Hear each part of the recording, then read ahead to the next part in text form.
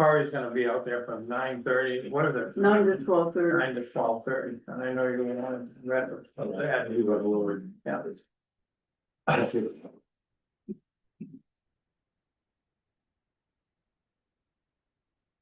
Well, mine's at 6 o'clock.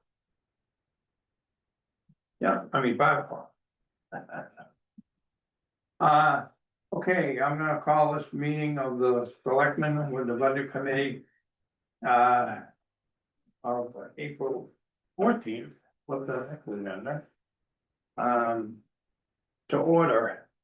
And just before Walter. Calls the budget committee to order.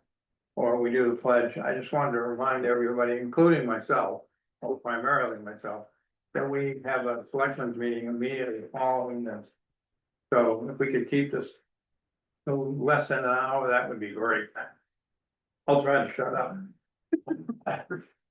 Oh, who would like to lead us in the pledge, David? Four. Pledge allegiance to the flag. United States of America. To the republic which stands one nation under God, indivisible, with liberty and justice for all. I call the budget committee to order.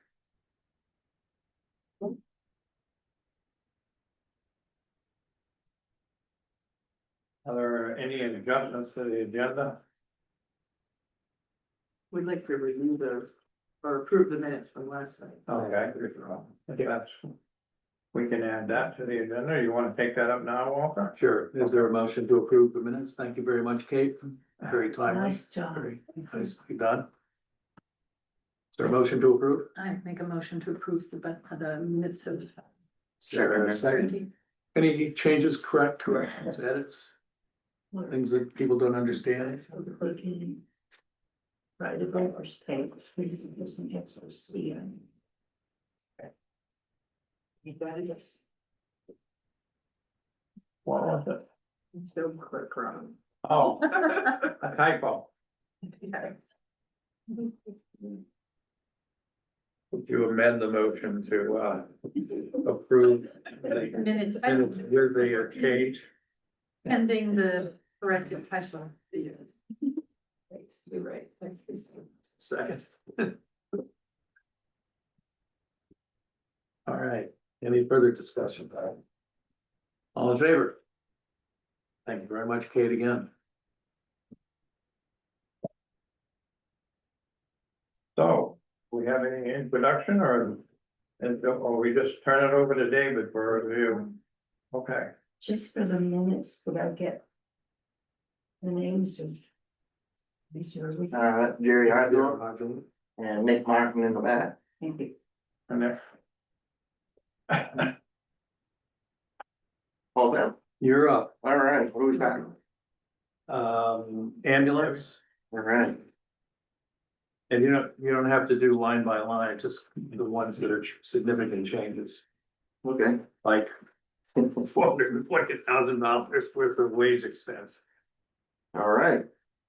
So obviously that's the first one. So the top, the salaries and stipends, those just are the COLA increase, that's it. Same with wages. The difference in the amount from last year.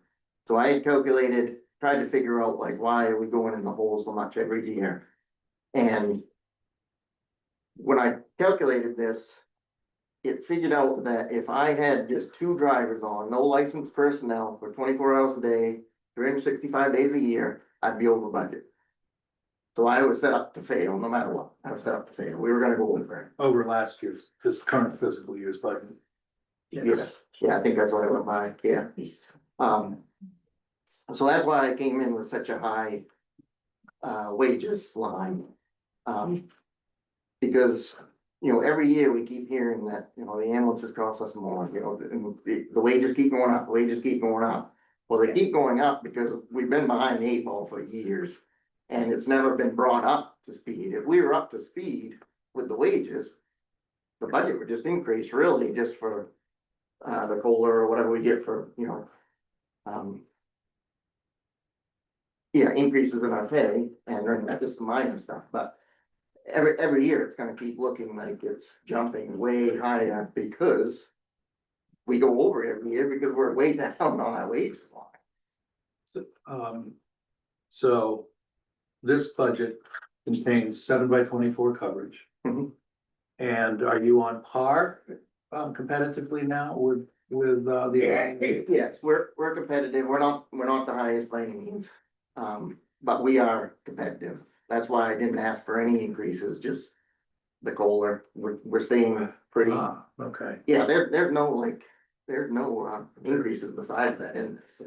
and so you're still drawing from Thomastown and St. George, so. Yeah, just like everyone else is. Right. We're all pulling from the same pool of people. So. Yeah. So let me see. You need to keep making me smart in case somebody outside this room asks me questions about why. Well, So. Are most of your employees, your ambulance? Yeah. Work in several places. Mhm. So if St. George is paying $5 an hour more than we are. They have this very simple math about where they go, right? Yes, So and- that's why that wage equity is important. yes, And and going off of that, plus the quality of it. we are very, very lucky that people, they love working here. So they actually look at it as, I don't need to get paid quite as much here, but, you know, because I like working there, it's worth a little bit of decrease. Which we're very lucky, because we have one advanced right now that works in Warren also. And she's at $30 an hour over in Warren, for an advanced. And this year we're at $25 an hour right now in this past month, so she makes $5 more an hour. Just going to Warren than she does here. So so we're very lucky to have the crew sticking with us, without having to increase this by a ton. So, Yeah, there was a large muster at my house on December 17th, and I heard an awful lot of people talk about how much they appreciated and liked working for these guys. that's. I guess you don't hear that kind of feedback a lot. Questions? This is the big one. So, can I ask a question? Yeah. So how, I wasn't involved in the budget, so how are the wages calculated this year? So Jeff, Assumption so was. I came in at my 489, can't remember if I think I had Used. a medic and a basic, I think, Yeah, use 27 as a. as Okay. for both of them. Alright, so the average, and then Jeff came in with a little bit lower average with a medic and a driver's wages averaged together 24/7. So that's how we came up with the 420. Okay. And that's why mine's so much more, cause actually, I might. Yeah, I think I used 2 medics, actually, Yeah. 7 days a week, so like worst case scenario. Like if we just had 2, actually, I rephrase that, best case scenario, if we had two medics on every day. For the whole year, that's how that 489 came out, so. Okay, but that's unlikely. They Yes. Have 2 medics Exactly. every shift. Yep. Year round. Yes, And the reality is, it's unlikely that we're gonna have a paramedic and a driver on. So I think the paramedic and driver is probably one extreme, and then having 2 advances is probably the other extreme. So there's a good likelihood that next year's actuals will be higher than what's budgeted here. But at least we're a lot closer to what it was, and we're shooting for what we would like. We would like to have a driver and a paramedic every day. So Our calls. What were they last year and how are they trending this year? well. How do you guys wanna know it? Because I ran into this with Simon, so the way we calculate our calls is from January 1st to December 31st, the year of 2025. But I do have the numbers from July 1st to today, so out of this budget that we're in right now. So from July 1st, 2025 to today, as of right now, we're at 360 calls. From January 1st to today, January 1st, 26 to today, we're at 133 calls already. So we have been very, very busy. Yeah, so 5 or 6 years ago, that number was in the hundreds.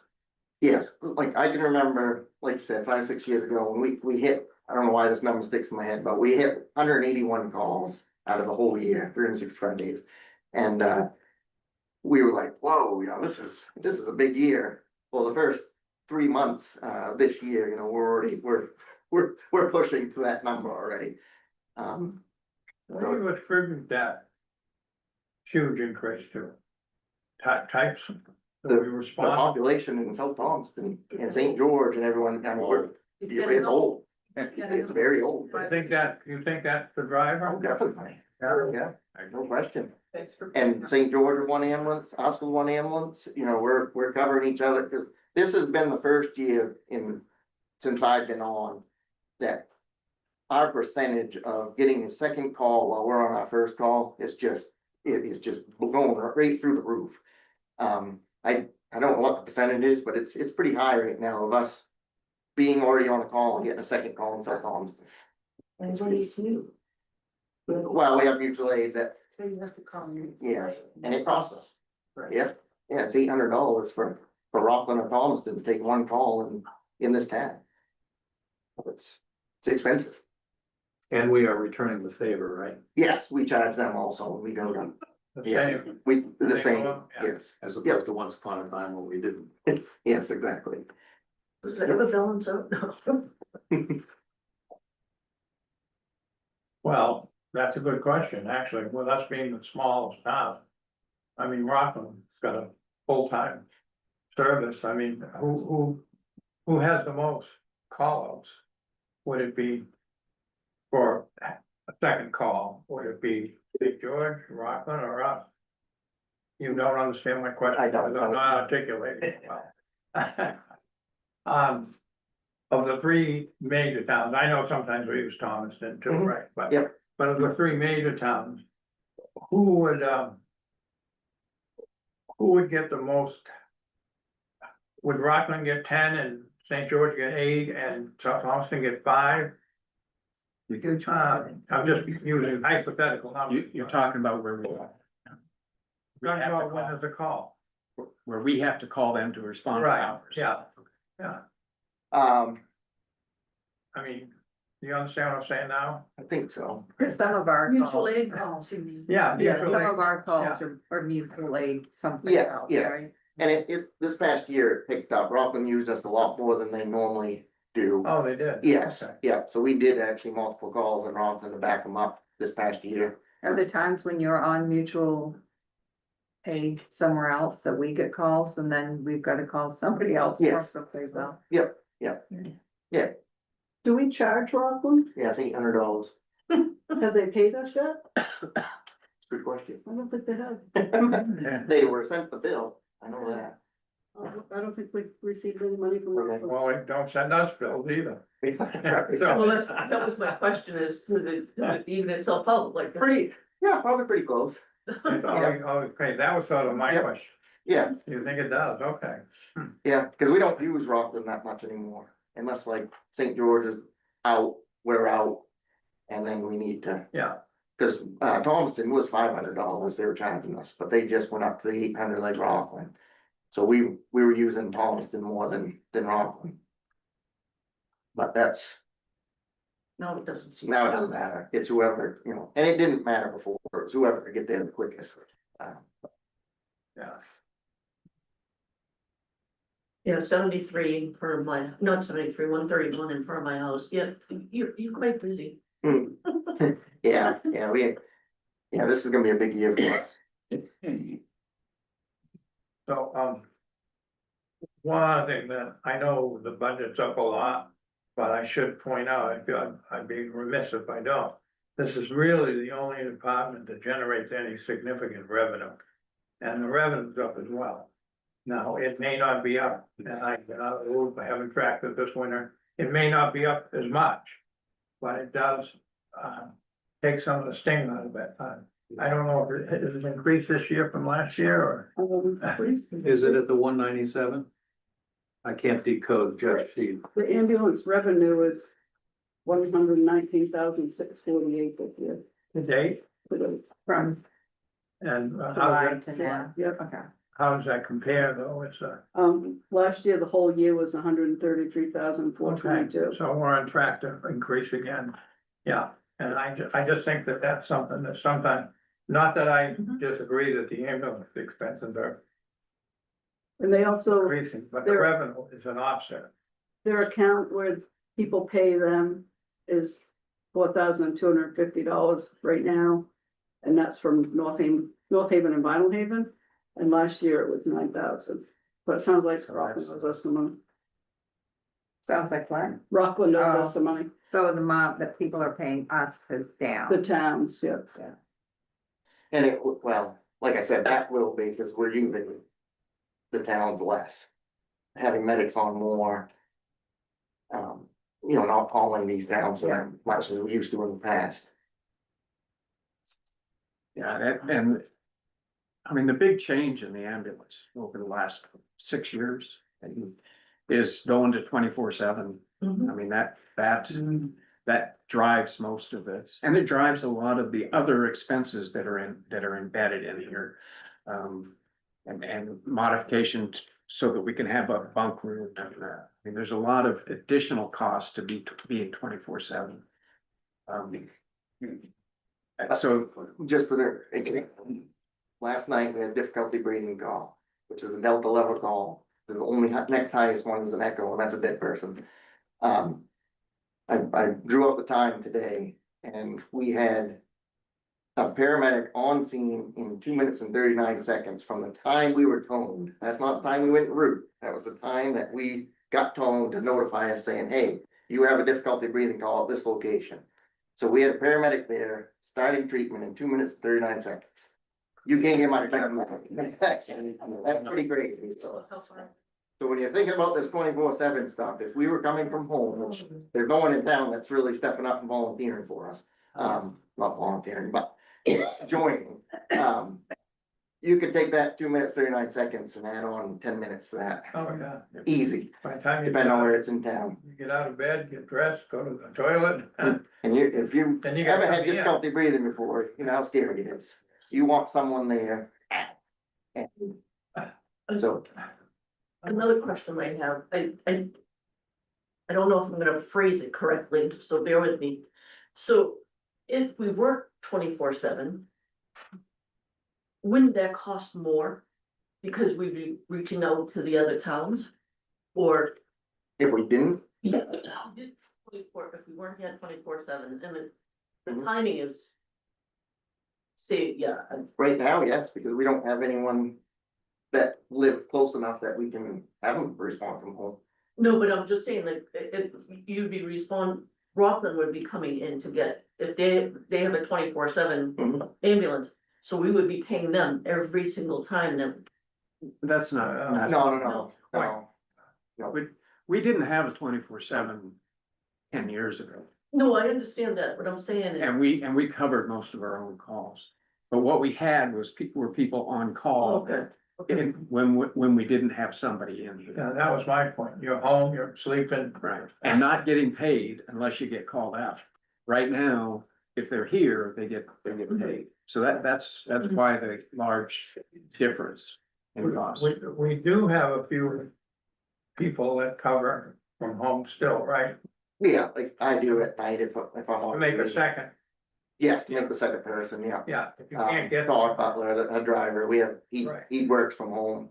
Yeah. At night. But that's more of a, to fill in, where you can't get someone. Well, no, No? he does his shifts like every week.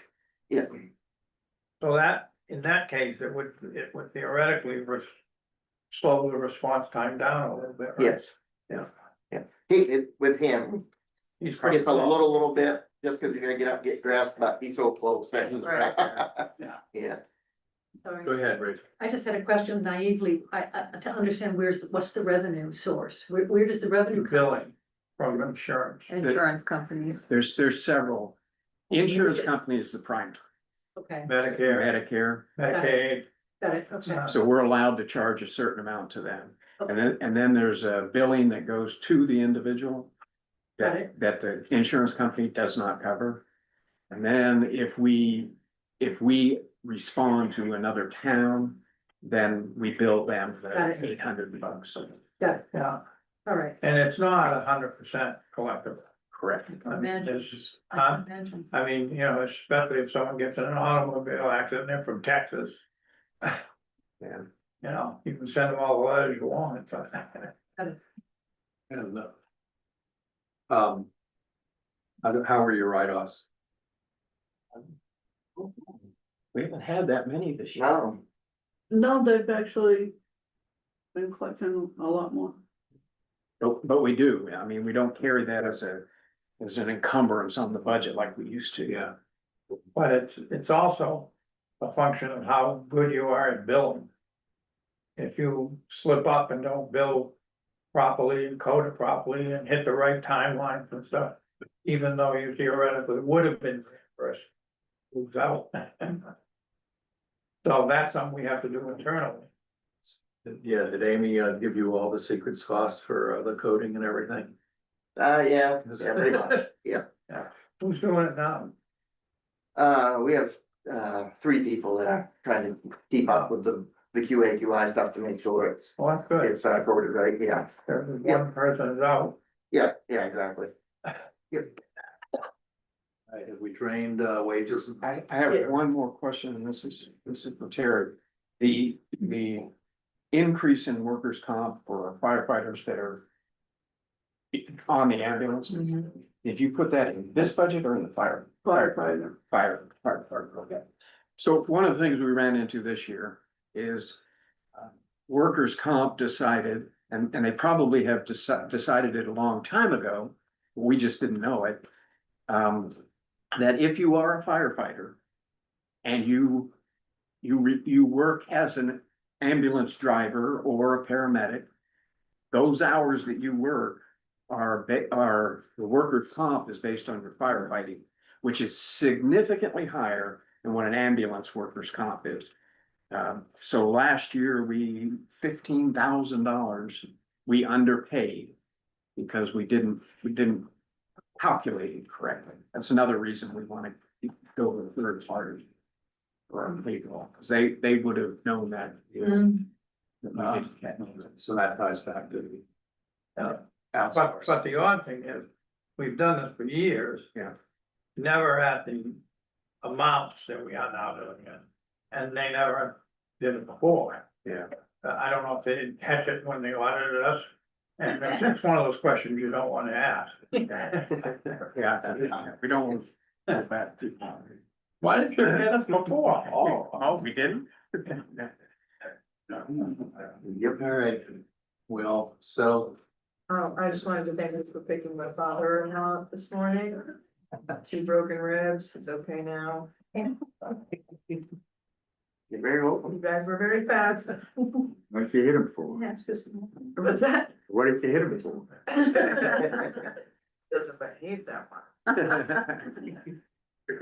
All right, Dave, you got the wages, order, so you can stop selling. Let's, Okay. move on to some of the other big ticket items. Yeah, stuff that like, so vehicle maintenance, that went up a couple $1,000, that is just because the ambulance is getting to that age where we just start having problems again and it's there.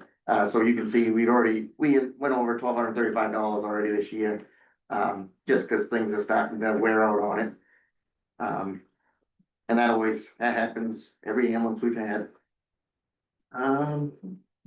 Anything else? Yeah, is this 5 or 6 years? Yeah.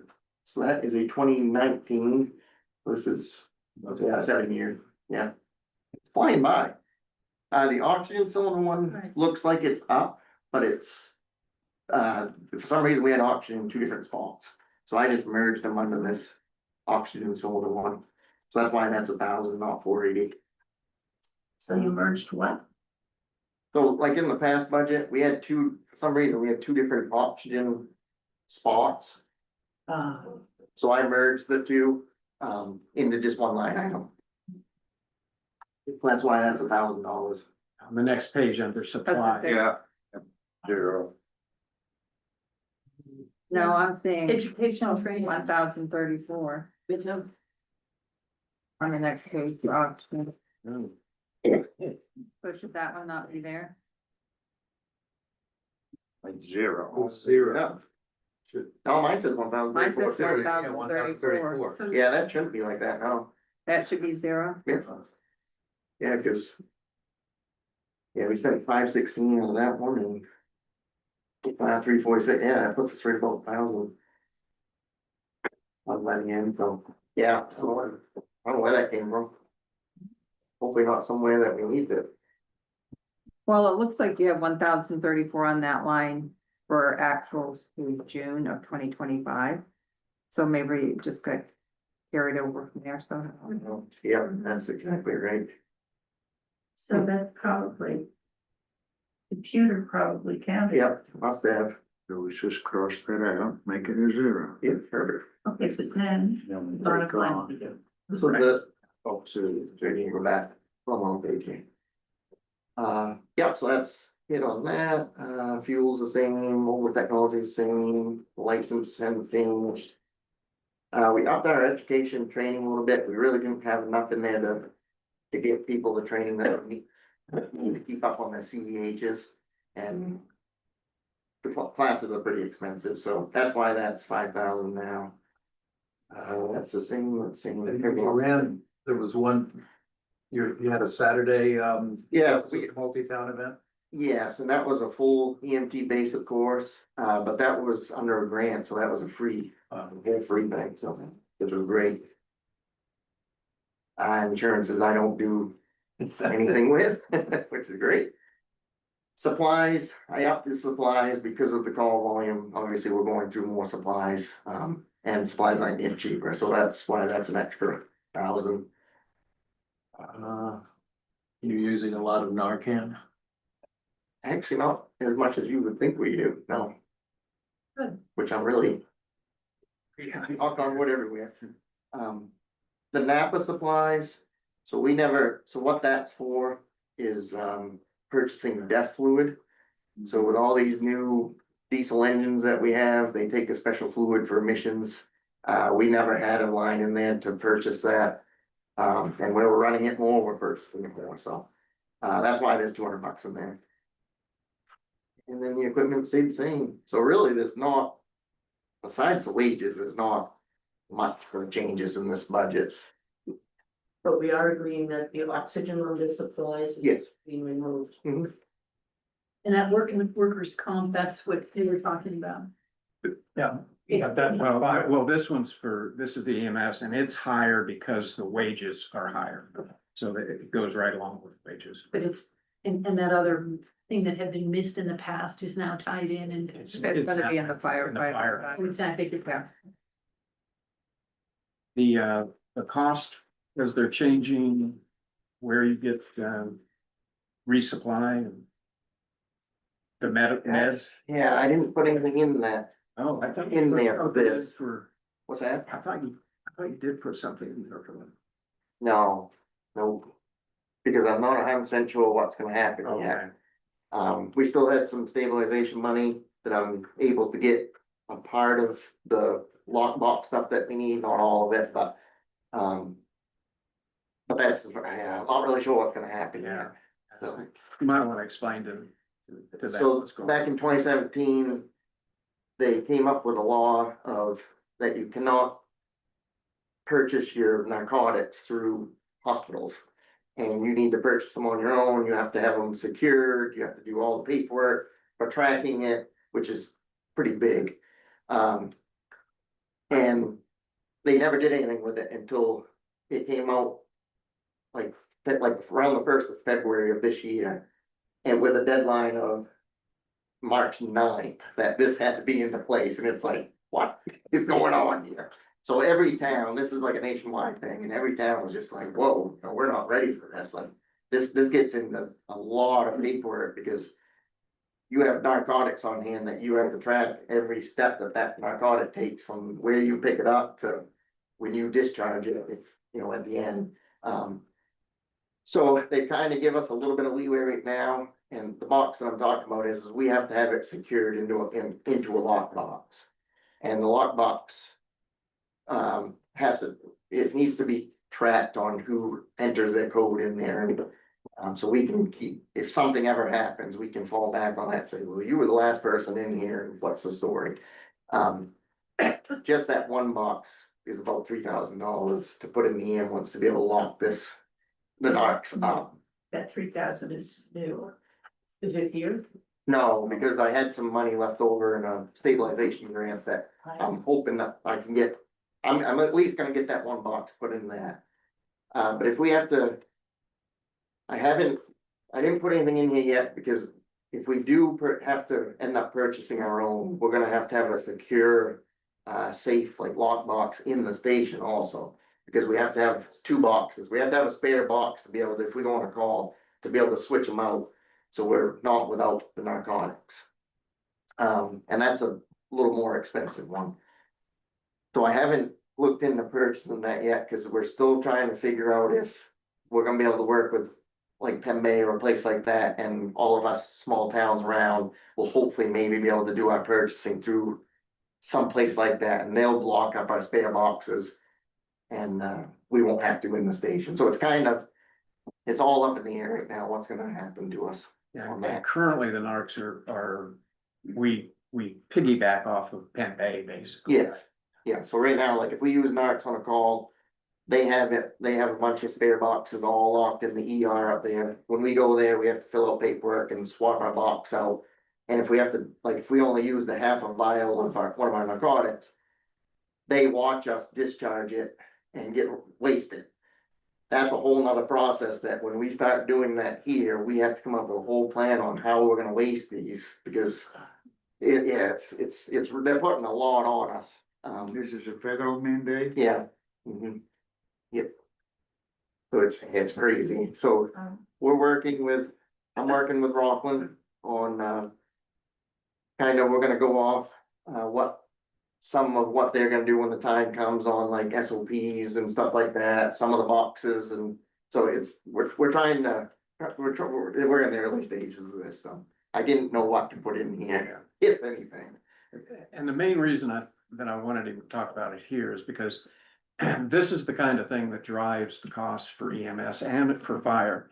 Federal and state mandates that are unfunded, pushed down to the municipalities, that they have to come up with the funding for. That's one of the reasons that you see, if you go back 20 years here, the cost of ambulance and the cost of fire has skyrocketed.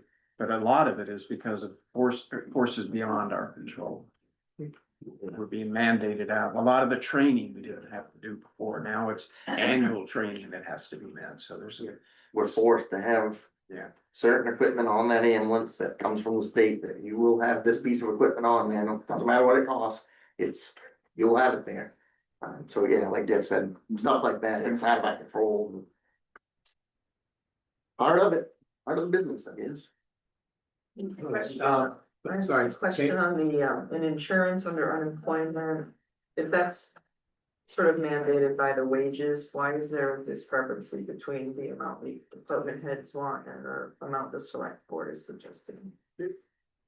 because of the wage. If you look at the wages, the department came in with almost 500,000 for wages. And the select board took them down at 420. So you'll see a decrease in all of those other areas. There's no decreases across like workers' comp or volunteer coverage or mental practice or anything. There would be. Well. There'd be some in workers' comp.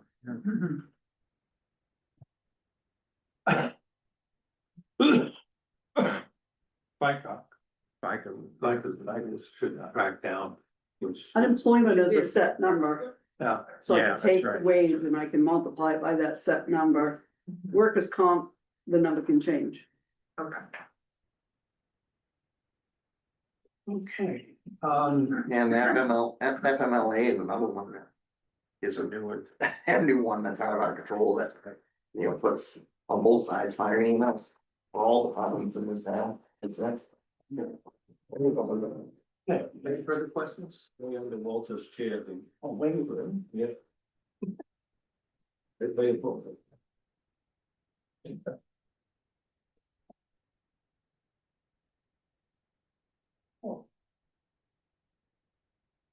All right, let's have a preliminary approval, motion in the amount of 576.40. Check me out, Terry. I took the 130, No. the Yeah. 1,034 out. 641, but it's probably just a rounding thing in. Hmm. In Say that Excel. again. I can take. 576.41, we'll use Terry's number. Matter. And 40. I got 576. I go 5,640. Yeah, so did I. 40. Well, why don't we just go with it? then? Yeah, that's what it is, it's 576.40. So moved. Second. Any further discussion? All in favor? And I just make a quick announcement, just so people in the audience know, the select board meeting was scheduled as what for the agenda for when the budget committee, our dual meeting is over. And I'm not sure exactly when that's gonna be, but we have two departments and we're through one of them. You wanna do the reserve now for the ambulance? Actually, we have the We're reserve. not good. So the last few years, we've been putting 90,000 in because we had the stabilization grant that we used, 50,000, I think, out of to make the 90. So we dropped back down now to the 40,000, to put in this year for new ambulance. So that's why that has changed so much. The equipment reserve, 5,000, that we usually do, and I believe that's it. Is there a ceiling on, the equipment reserve? When we get to a certain amount, we're gonna stop. If we don't use it. I don't know if there ever was or not. Yeah, we hadn't before had a target for it. But I suspect we might be getting close, although that reserve account. Well, if something happened to either our monitor or our stretcher right now, we'd wipe that right out. Okay. One piece of equipment, we'd wipe it out. And if you had to buy an ambulance today, how much would it cost you though? I'd say, $500,000, I'd say. So keep that, And- reserve coming. Yes, definitely. So somewhere I read that you typically replace an ambulance. Every 10 years. 10 years. Yep. So we're starting to get there where we'll start specing. And we need 90,000. Yeah, I mean, if you wanted that amount in there, yeah, we need to be putting. or we borrow from ourselves as we did before. That's what we've done for the last 3 Fire truck, the first ambulance. Yeah. Yeah. Okay. So we do a combination of what's in the reserve as well as borrow from ourselves. Yes. And in the past, we've actually gone out and borrowed it from banks. So I know that, but it's better not. We should pay ourselves. the interest, right? Every 10 Yes, years. it's better if we do it. Yeah, I'm not for sure on that. And that's what everyone goes by for those, cause like I said, around, but right now we're at the 7-year mark around, and that's when our maintenance is starting to go up. So we've had that with every ambulance. And is that ambulance reserve amount, the 92,464, is that without putting this, I see it says 62,000 return. Is that for this year that we're returning that, or? Yeah, yes, in this budget year, Yeah, so this 92,000 is without that 62,000. correct. Okay. And I think it's also without, Isn't it without the payment? well, we took 90,000 out of it, right, For the fire truck, for the fire truck. And this year, we're putting 62,000 back Okay. into it. and then so we'll have about 30,000. And the next So year, it'll still be owed 30?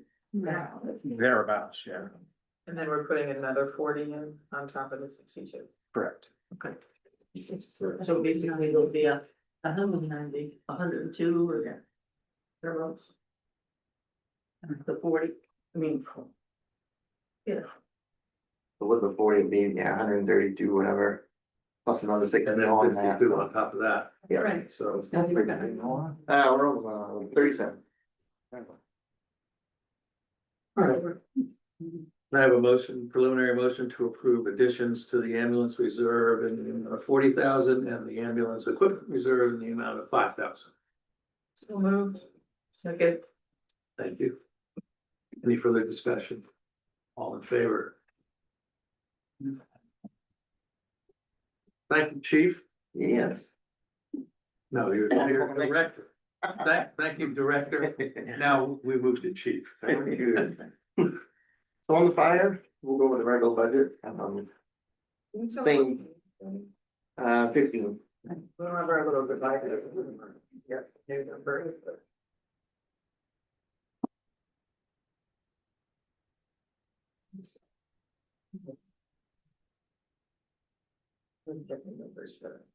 Major changes, David. Major changes? Our calls. Let's start with that. The goals? Yeah. We did 121 last year. Right now, we're at 28 or something like that for the first 3 months, something like that, right around there.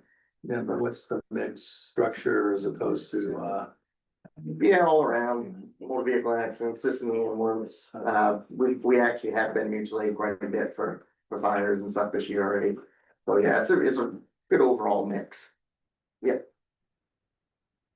All right, salaries, those are the same, just with the COLA. The captain one. Oh, never mind, it's back in there, yeah, no, disregard that. Yeah, so that's all the same. The training, fires and maintenance wages. I just added the COLA to those. You can see we were up quite a bit on our fire calls last year, so we actually on our fire call. Wages, we're already over. We still got a few months to go, a couple months. The rest of that is all, so the 814 for health connections that's something we have to do every year for a respiratory clearance. And that goes by per firefighter, so that's why that's increased. Vehicle maintenance stayed the same, flow tests are the same. Repairs, pump test is the same. Radio, Okay, radio communications. Our pagers and portables are out of date. Just like Walter said, they're getting out of date, so I'd like to start getting, a couple every year, so what was it, 50, no. 53? Yeah, 5342 is for 5 pagers and 2 new portables, two new portable radios, so that's what that price is. Fail safe hose. We gained some hose last year, so that, no, actually, that's the same, never mind, that's the same that we had in. The new one on this, all of this contracted service is the Jaws of Life annual service. We never, since we had the new Jaws of Life, we never had it serviced. And so that's what this $1,500 is, to have all of our Jaws of Life equipment, serviced. The RCM communication line at the bottom is to put, speakers and lights in the office out front and downstairs. So it alerts us, like we have out through the rest of the building, alerts us when we have a call. So that's what that price is. I'm hoping that if we can run some of the wiring, that price will be lower, but that was the quote that we got for these guys doing all the work. Fuel stayed same, the Verizon. Dues and fees, so this might have been what you were thinking about, Jeff, the inventory software. Yes. Okay, so this is both for fire and EMS. So this software would be for keeping track of all of our inventory on both services. Doing our truck equipment checks through this software. This would track all of our supplies and everything that we use for the ambulance. There's a module that you can get for the drugs and stuff like that we can track. So this software is a software for both services that would track all this stuff a lot better than what we're doing on paper right now. So that's something new. I've done a couple of demos and I've kind of averaged out from a low one to a high one and kind of just picked in the middle of the software that I've been looking at. So that's where that where it went, $3,000 is. Why wouldn't that be allocated between the two departments? Again, I didn't sit in on the discussion, so. Maybe you guys kicked us to death already, but. No, I don't think we. No, it was 6 of one, half dozen of the other, and I think so Yeah, we just but- chose to put it I under think, fire. I don't know, I think we should track accurately personally. Yeah, but I mean, it's a piece of software Yeah, and. being used in two departments. Well, the reason I put it under the fire department one, because we have a lot more equipment, trucks. We're gonna be using the software more with the fire department than the ambulance, that's the only reason I picked the fire side, but. Okay, it's not a hill to die on for me, but I'm a believer in accurately tracking as best you can. I know it's not perfect, but I'll show. But it doesn't matter, me, you put 1,500 in either one, you know, out of either one, it's fine, it really doesn't matter. The dues went up because of extra members on the fire department, new members on the fire department. How many do you have now? We're at about, well, we just lost count, so we're probably around 22, I'd say right now, so. So that's amazing progress. Yeah, yeah, it's great, Congratulations. and it's a good 22 members, so. All right, NFPA is the same, And some of them do double duty though. yes, yeah. Training tier of travel, training school, that's all the same, the dinner went up $4 because that's what it.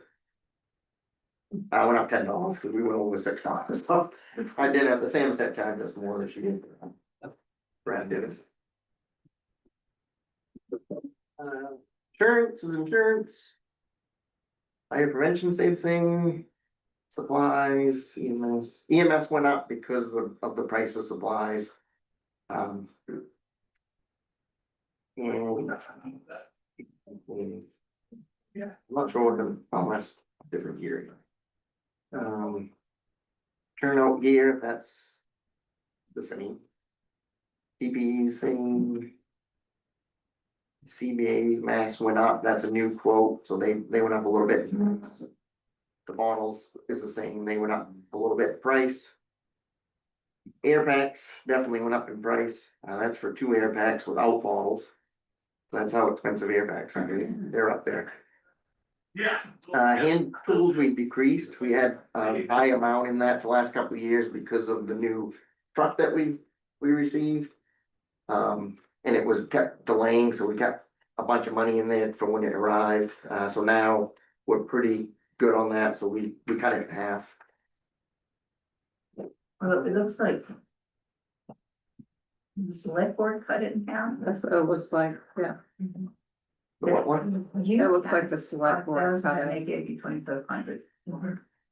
Yeah, we did Oh, because he said yes. we could cut it in half. Oh, okay. Yeah, Okay. we decided on that together. Got it. Then all the way down to, so the next one you'll see, last couple of years, we've been working on updating our large diameter hose, our supply hose, because I don't know when the last time was that we bought LDH hose. So we were losing more and more each year when it's tested, and, so we started a couple of years ago, maybe it was just last year. On updating this, we were able to get a grant to help offset some of that last year, so we ended up getting more last year than what we thought. So I was able to cut this back, so all we have left now to finish off the trucks is 800 feet of hose, and that's what the $8,000 is, to get 800 feet to finish our last truck. So now we'll have all brand new hose on all the trucks. So that's why that decreased and still is in there. Yeah, that's pretty much it. Questions? And I have a preliminary approval motion for $215,397. So moved. Seconded. Any further questions? Hearing none, all in favor? And the reserves are page, 37? So the fire department maintenance, 5,000. The fire truck reserve is 0 because we're paying the payments, and I'm just gonna say my same spiel that I do every year is. each year we don't put in there, we're getting behind, for our new truck, cause we're already into it. Oh, I think we ordered that brand new truck 3 years ago now, I think, so we're already at 3 years without putting anything into it. And now we're going on to another year, so I just want everyone to know that each year we don't put anything in there, we're going behind on it in our reserve for when the new truck comes up in 7 years now. Remind me how much your new truck was like. So those are going up every year too, obviously. The tanker that we just bought was, tanker was. Is that 650,000? I don't remember, Yeah, I don't. because we had the utility on. Yeah, we had two trucks for 850,000, but one's just the utility style, pickup truck I style. don't remember how it split. Yeah, I don't either. It was the So we, tanker. we just purchased one in Rockland.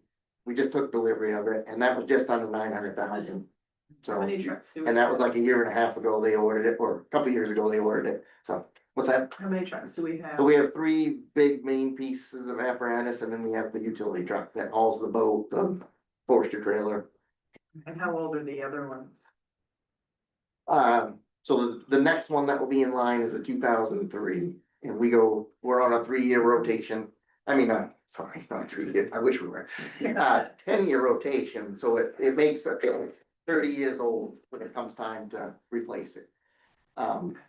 This is something we put in place years ago, so it before, when we had reserves up there, it was working out great, that, so with the amount of equipment that we have, it falls perfect for every 10 years getting a new truck. Is that the 4-wheel drive? Yes, Yeah, and we've had a lot of we've had a ton of problems with that. maintenance problems with that over the Yes, years too. That's our biggest maintenance truck. I've got a question. Mhm. Getting back at last year's minutes. We said that we would begin to rebuild the reserve in the 2026-27 budget. We didn't And get so the there truck was though. some Yeah. change. We didn't get the truck, Didn't get the truck.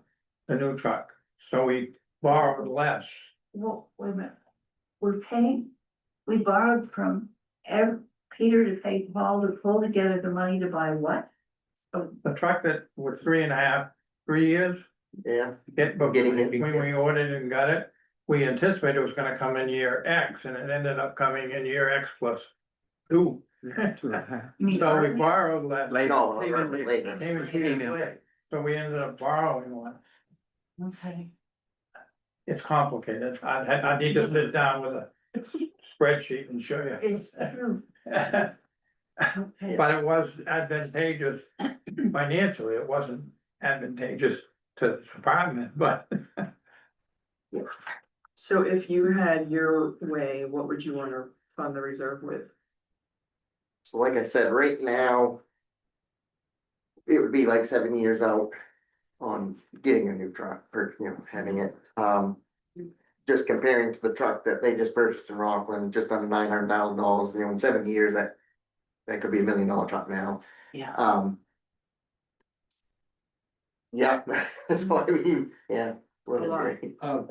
Theoretically, and I'm speaking roughly here, but every year you should put 10% Mhm. of the price of a new fire truck today in that reserve. At the end of 10 years, you've got somewhere near what you're gonna need for that purchase. So if a new one, like he just said, just shy of 100,000, then we should put 90,000 in the reserve to this year. Who should have been doing it? should have been doing that for a couple of years. Yeah. Yeah. So that, I just wanted to bring it up, just because I do every year, just that, I want everyone to know that. Is there a reason why not? Same thing with the ambulance. We have traditionally not funded all of the purchase from the reserves. We've done a mixture of borrowing from ourselves and the reserve. So, We're just assuming we're gonna borrow from ourselves. yeah, that's the assumption I've got is that we're gonna borrow. Either borrow from a bank or from ourselves for about half of it. So in my mind, our target isn't 900,000, it's 450,000. So we should be funding at 5%. We should be funding, yeah, Yeah. over 50. Do we have 2 more years of paying ourselves back, or was it one that? No, it's one, I think. It's 3 years, yeah. We have 3 more? No. No, counting this one. Counting this one. This one plus 2 more This one was. When you say this one, you're talking this fiscal year or this budget fiscal year? budget. So it's 3 and 4. So that would take us to 2029 when we're paid off, or So we 2030? we really only have 7 years to come up with roughly. Yeah, so 3 more, Mhm. so Or half of it. we're gonna be at like Half of it. 4 years of putting stuff, So if we don't put anything in 4 years, More we're than put- 7, Yeah. more than 5%. so we're gonna be over $100,000 a year to get to your 450, like you're saying. If we don't put anything in until we're 4 years out of purchasing a truck, it's gonna be well over $100,000 to. You know, to be at the 450 target. There, we should So- put Could be in put in. somewhere between 5 and 10% this year, since we've got this get 10 years. But I I'd mean, be in favor. you can recommend whatever you want, you're gonna have to live with the tax rate. Well, And this- that's a significant increase in budget. You look at. it. But you already a guys have your own significant calls, increase. you can recommend whatever you want. How is it gonna be cheaper later on, John? If we don't Right. add that, in? I don't know. I didn't say it was gonna be cheaper. no, you just said we're gonna have to live with the budget. Right, this year's. This year, This year's budget. Yeah. Right. Yeah. Kick the can down the road. Well, and I mean, part of the assumption is that we aren't gonna have some of the costs that are in this budget in future. budget, Which will allow us to increase the amount that we put into the reserves. Do we have to legally get a new truck every 30 years? Or is it just Every 10 years?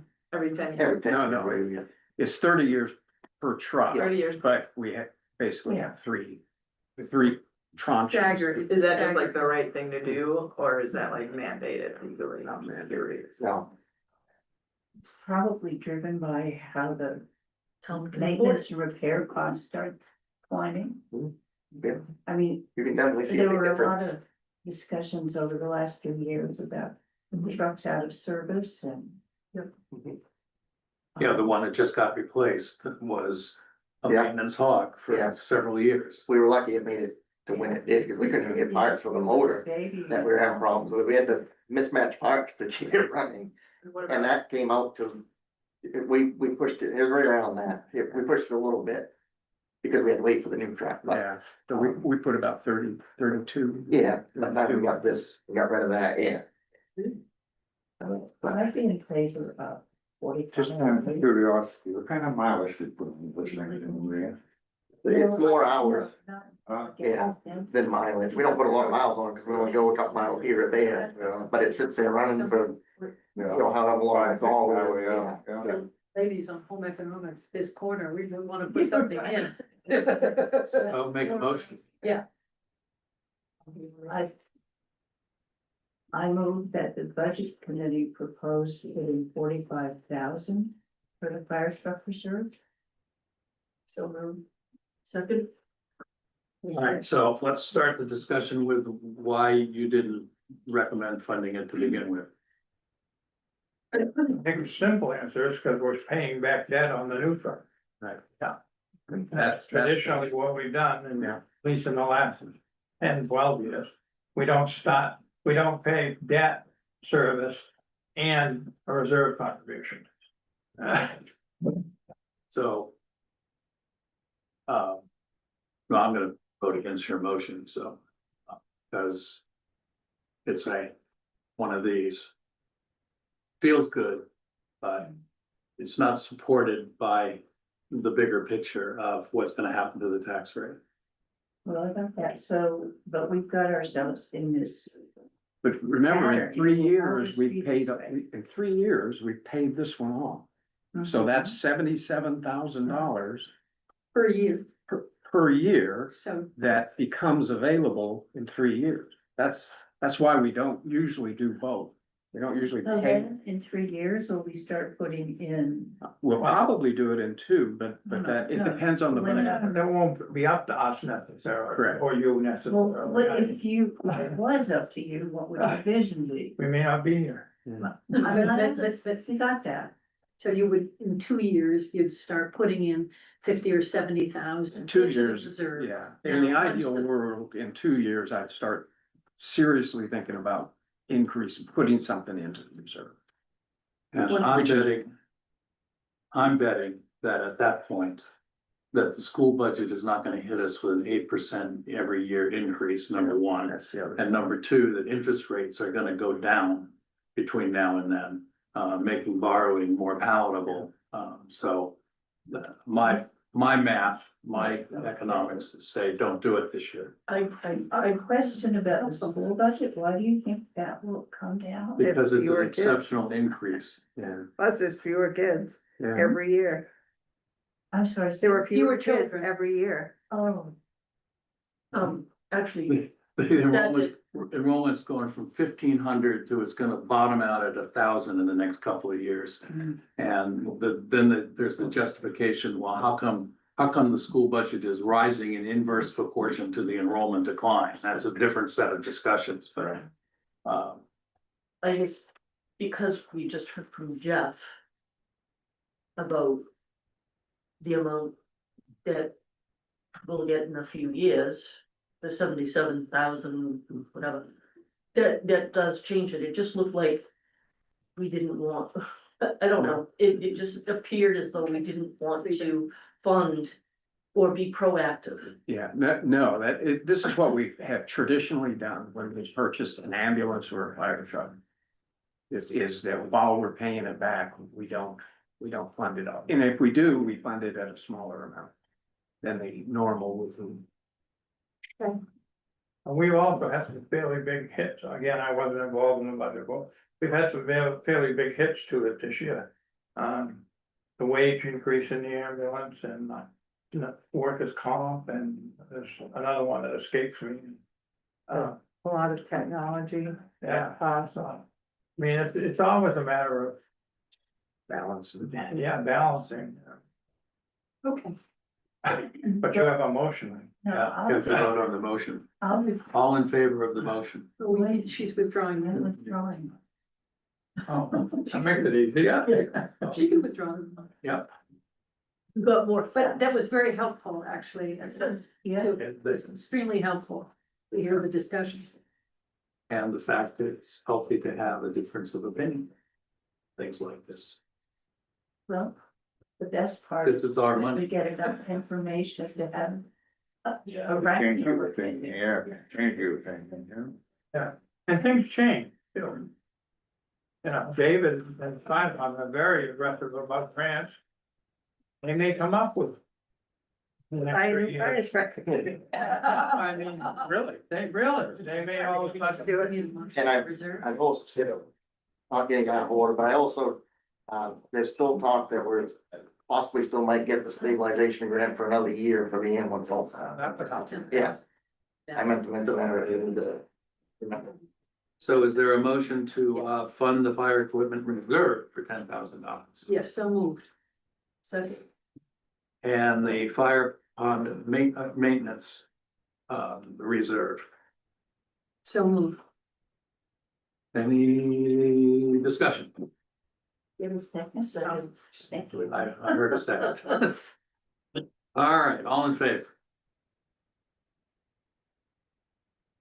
David, thank you and your team. There's two more reserves. The SCBA reserve Oh, that's right. and the Sorry about repair that. reserve.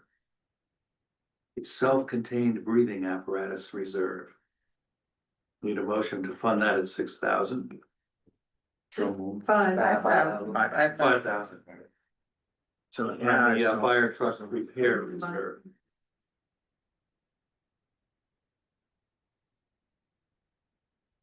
So I'm making a motion that we fund the fire truck repair reserve at 5,000 and the fire SCBA reserve at 5,000. Second. Thanks, Adrian. Discussion? All in favor? And that concludes our agenda, so without objection, I will adjourn, budget committee. Okay, Thank we're you. moving to another meeting. So I'm gonna actually say without objection, we'll adjourn this meeting with the budget committee, and then once we settle out, we'll call the regular select board meeting to order. Ready? Cool.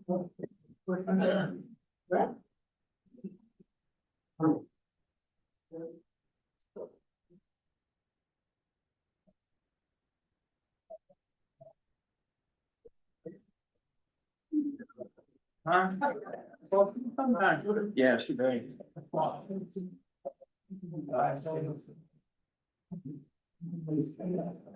You gotta go up and get a pen and it's not. Yeah, go ahead. Just take a minute to get it. You want this tape? No, I've got one here. It's like a lot. yeah. See you tomorrow. See you tomorrow. Great.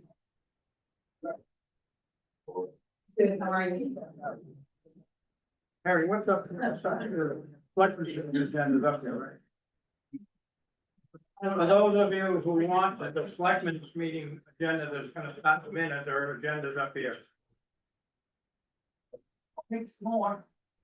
I wanna get rid of the budget one, so they don't. Okay. It's not the one on the. Yeah, we've already completed that. No, that's all, that, we just finished that. Yeah.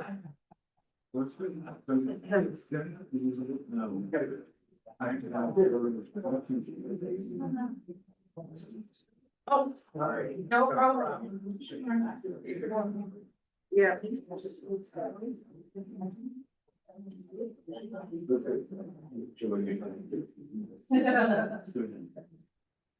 It's like 3 years from that all the time.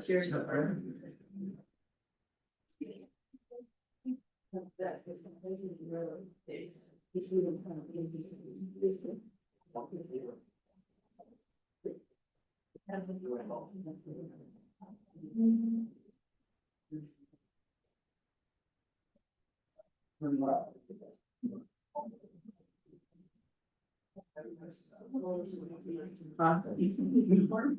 No, we'll wait, we get enough time to get you time.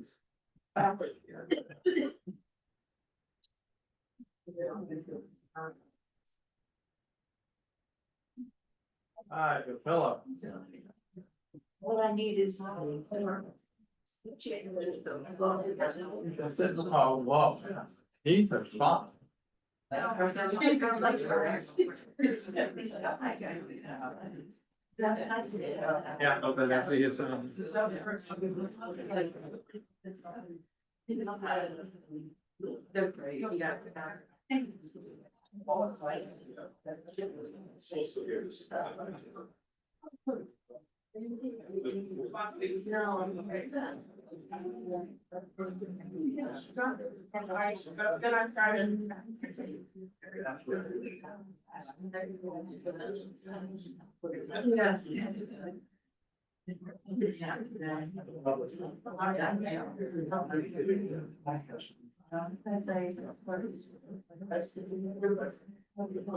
I'd like everyone to sign in, you can pass it along, so that represents.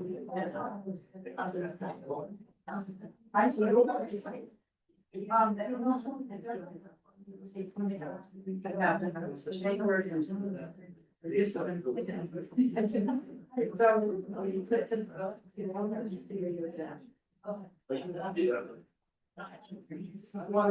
Sure. Thanks. Oh.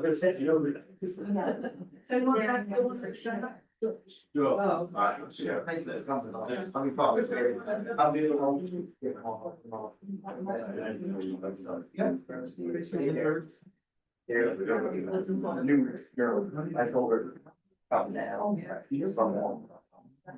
Over her first.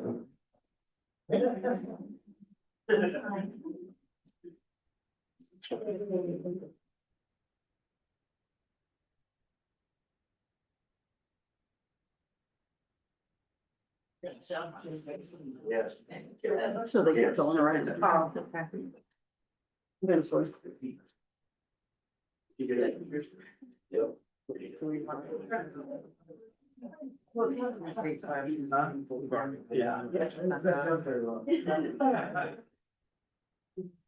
Okay, you ready to roll? Almost, I gotta get my Tell me what.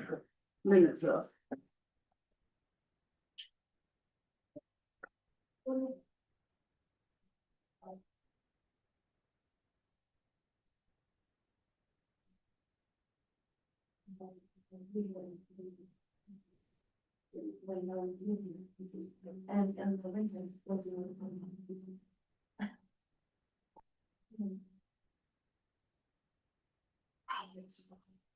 I know. All right. All set? Yep. Everything's running? Yep. Okay, I wanna call this meeting to order of the select board at, what does that say, 6:10? Yeah.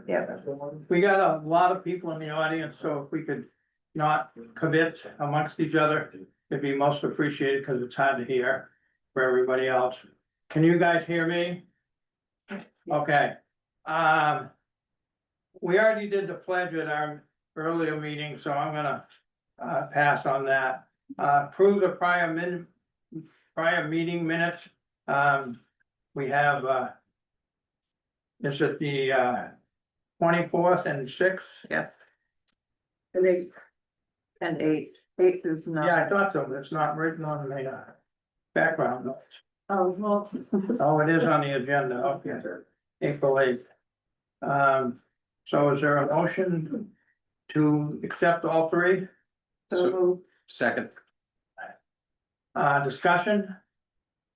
Terry, I just noticed that the April 6th say agenda, not minutes, okay, I can fix that. easy to do. Mhm. So, with that friendly amendment, assume there's no one opposed to that, all those in favor? Aye, okay. All right, public comments for items not on the agenda. And I should say that, the request for appointment of a harbor master, I'm gonna take up under adjustments, so, just because that's not on the agenda, you don't need to comment on that at this point. Oh, and I would ask you to refrain from doing so, actually. So, but anything else? I have something. We received a couple of notes for the Guilford Butler Center that they're very quick and I'd like to read them if that's okay. Sure. One was sent to the advisory committee by a woman who lives in Thomaston, but she was raised right in Spruce Head Village, and she said, a little note of thanks for a wonderful luncheon at the Guilford Butler Community Center. The building looks cared for and fresh and clean. It still has its quaint character and charm and felt warm and friendly. I very much enjoyed a lovely gathering with old friends of our community. Community is so important, especially now, and what a great place for gatherings. Thank you again, and I'll be back. Janet Hawking. And the second one was sent to the library director. And it said, I recently had the opportunity to visit Guilford Butler Community Center and I was so impressed. I have come a few times for Wednesday lunch and it was a blast seeing you and other old friends. So much delicious homemade food. My hat is off to the crew making this happen. It was nice to be back in such a memorable building. I was very surprised with each room and what the volunteers have accomplished there. I'm excited to use the craft room. The room is clean and spacious, perfect for events, classes, and community gatherings. This whole school has meant so much to the community throughout the years. Such a pleasure to be back in the spot that taught thousands of our local children. The memories and friendships forged there have lasted throughout my life. I am so proud of our town for listening to the many pleas throughout this community to keep Guilford Butler alive and well. This building is good for all of us and it seems to be heading in a fantastic direction. Thank you, Pam Tripp. So I just thought that it would be good for the townspeople to know that we are also getting positive reviews about what's happening at the center. Thank you. Thank you. Thank you. Okay, report of members. Sue, anything? No. No, Jeff? I do, ordinance review committee's been meeting for almost a year now to, write an ordinance on the mineral extraction operations. They are about 90% done with the ordinance. They're also doing another ordinance that's called a site plan review ordinance. Both of those are at 90%. We plan to have a public information meeting on the 29th of April, Guilford Butler at 1800, 6 o'clock. And tomorrow, the draft 90% ordinances will be sent out on the listserv and made available here in the office. Thank you. The only thing I have reported, some of you may know, unfortunately, that the demo debris facility was closed. What day are we on? Today's Tuesday. Last week sometime. And it was because Dana, the attendant, was in the hospital. We don't really have a backup. We did have someone trained at one point, but he moved away after we trained him. If anybody would like to spend a couple days out there, we'd be happy to train you. But I don't imagine many people will jump at that. But we hope it will be open. Well, it will be open tomorrow, at least from what was it, 9 to 12:30? Yep. 9 to 12:30. Corey, the trooper that she is gonna go out and sit out there. And if Dana is back, which we hope will be the case, it will be open its regular hours, so. I know that's inconvenient for folks, there's nothing more frustrating to pull up there with a loaded truck or trailer and find out it's closed, but. We're doing the best we can. Okay. Adjustments to the agenda. Terry, do you have any? No, I have two. When we appointed Pam Huida to the advisory committee, we failed to indicate what her term was. So I think we should rectify that, so when to indicate when her term expires. And also, I received, or the board has received, I've received one oral and the board has received one written request for us to appoint a harbor master. So we're gonna adjust the agenda without objection for you folks. I make a Yes. comment. We thought that Pam stood for what was Beverly's position, Yeah, but she doesn't just take that same time slot that Beverly. yeah, she would, but, Okay. yeah, but we need to formalize it, yeah. Those are the only two I have. Jeff, anything? Nope, ORC was the only thing. Sue? Any? Oh, Aaron? that's very, Okay. Old business. There's not, new business. I'm gonna ask, looking out over here, we see a lot of people that typically aren't here. So I'm gonna just ask people, if you're here for one item, if you would, when I call that item off, I think I know what they are. You would raise your hands and we'll try to deal with those first. So people don't have to sit through the tedium of this meeting. You're certainly welcome to, but you don't have to. So how many people are here for the adjustment to the agenda regarding the appointment of a harbor master? Okay, not as many as I thought. How many here are for the solar project? Okay. How many are here for something else? Just for- Could I ask what that is? Item I, the fence behind the. Okay. You must be Mr. Buck, or is it? No, we're. He's an item, a couple of items up. Okay, you're between, I know you. Right behind the history center, yes. Yeah, okay, and in the back, Yes, I'm here to ask permission to use the town landing. okay, and. Yes, H. H. Thanks, you're gonna make me work, huh? Foundation, Letter from the advisory. mine's from the Little Red Schoolhouse. Mine does too. Yeah. They're looking at the agenda. Oh, yeah, okay, so this doesn't match with that, I gotta be careful of that.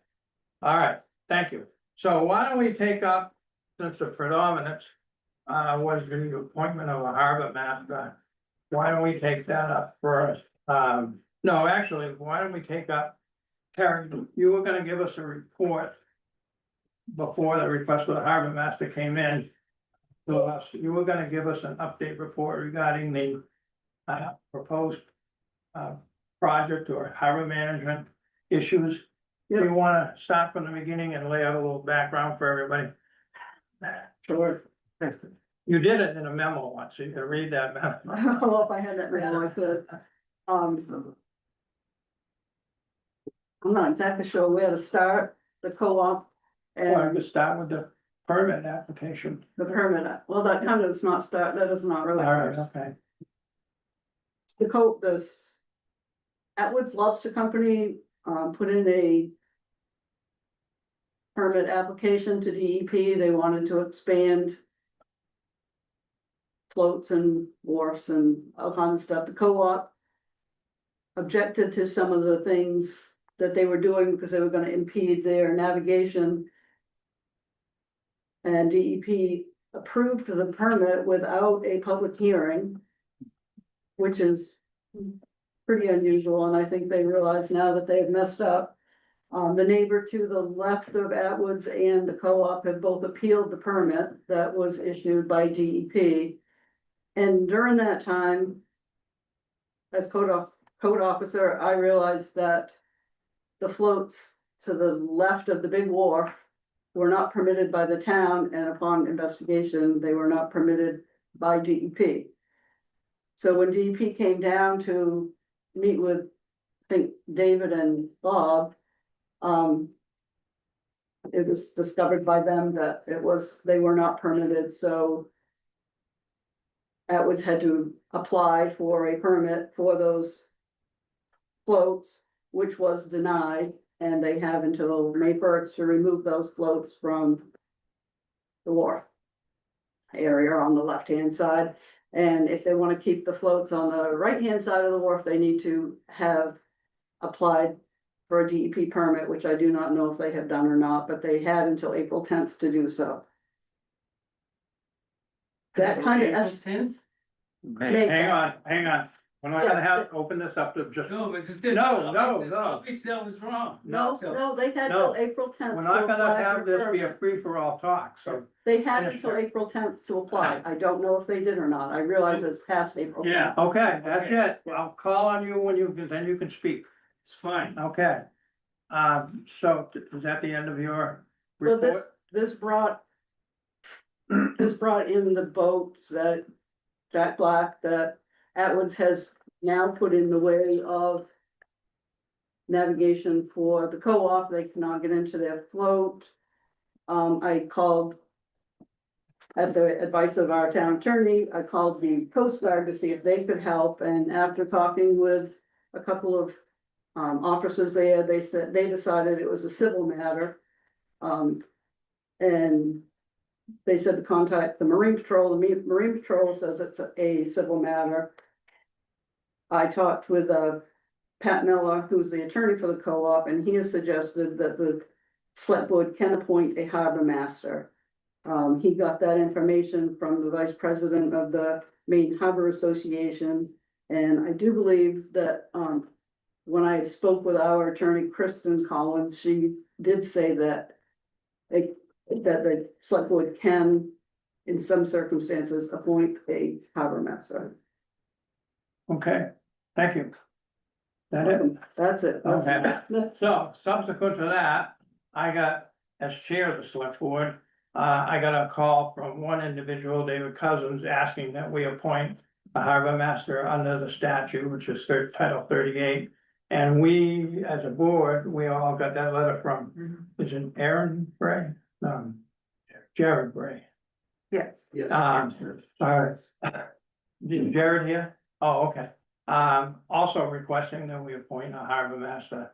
So I agreed to, put it on the agenda for tonight.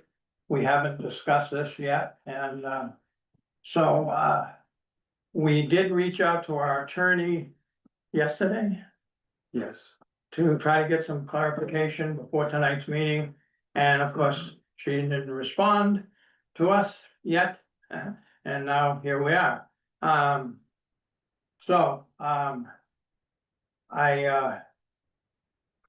guess the question is, do we have the authority to appoint a harbor master, under Title 38A? And if so, do we choose to do so? I'm of the opinion we do have that authority, to appoint someone. I'd like to find out if you and Sue agree that we have that authority. I do not know.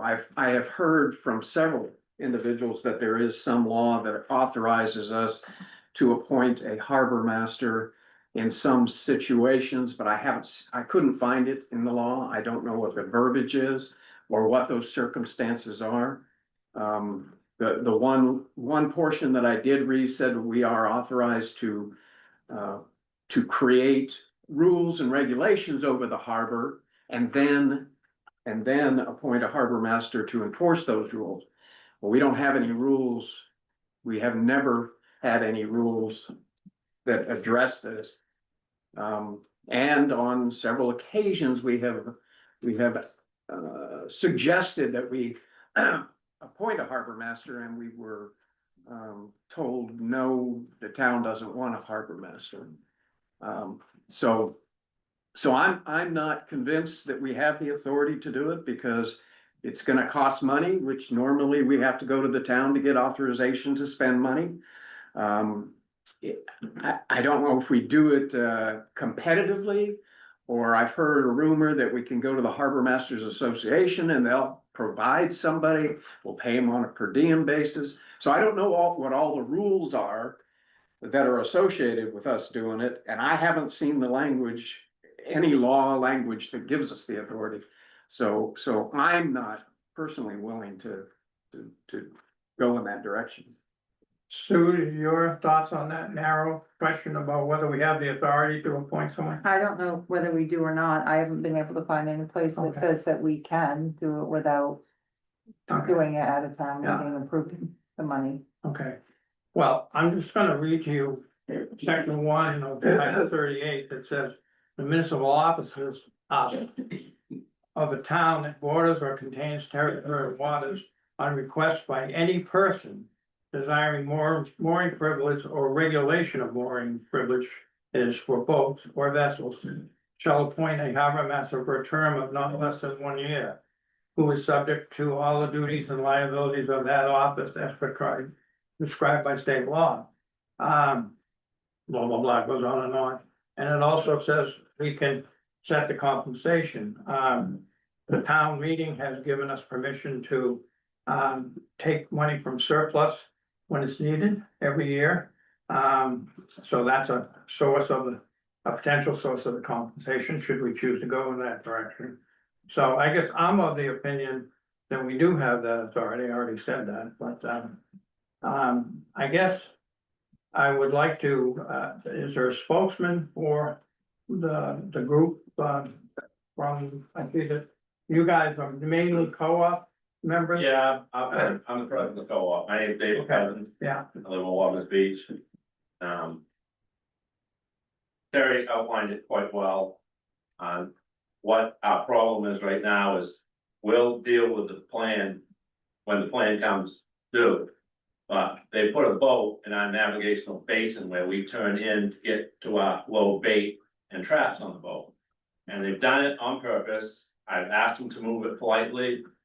I had the Marine Patrol down, I've had the Coast Guard, I've had Attorney General, the DEP, the Army Corps. They all point me in the direction that it's a civil matter and harbor master problem. Well, our co-op is like a $12 million entity to this town.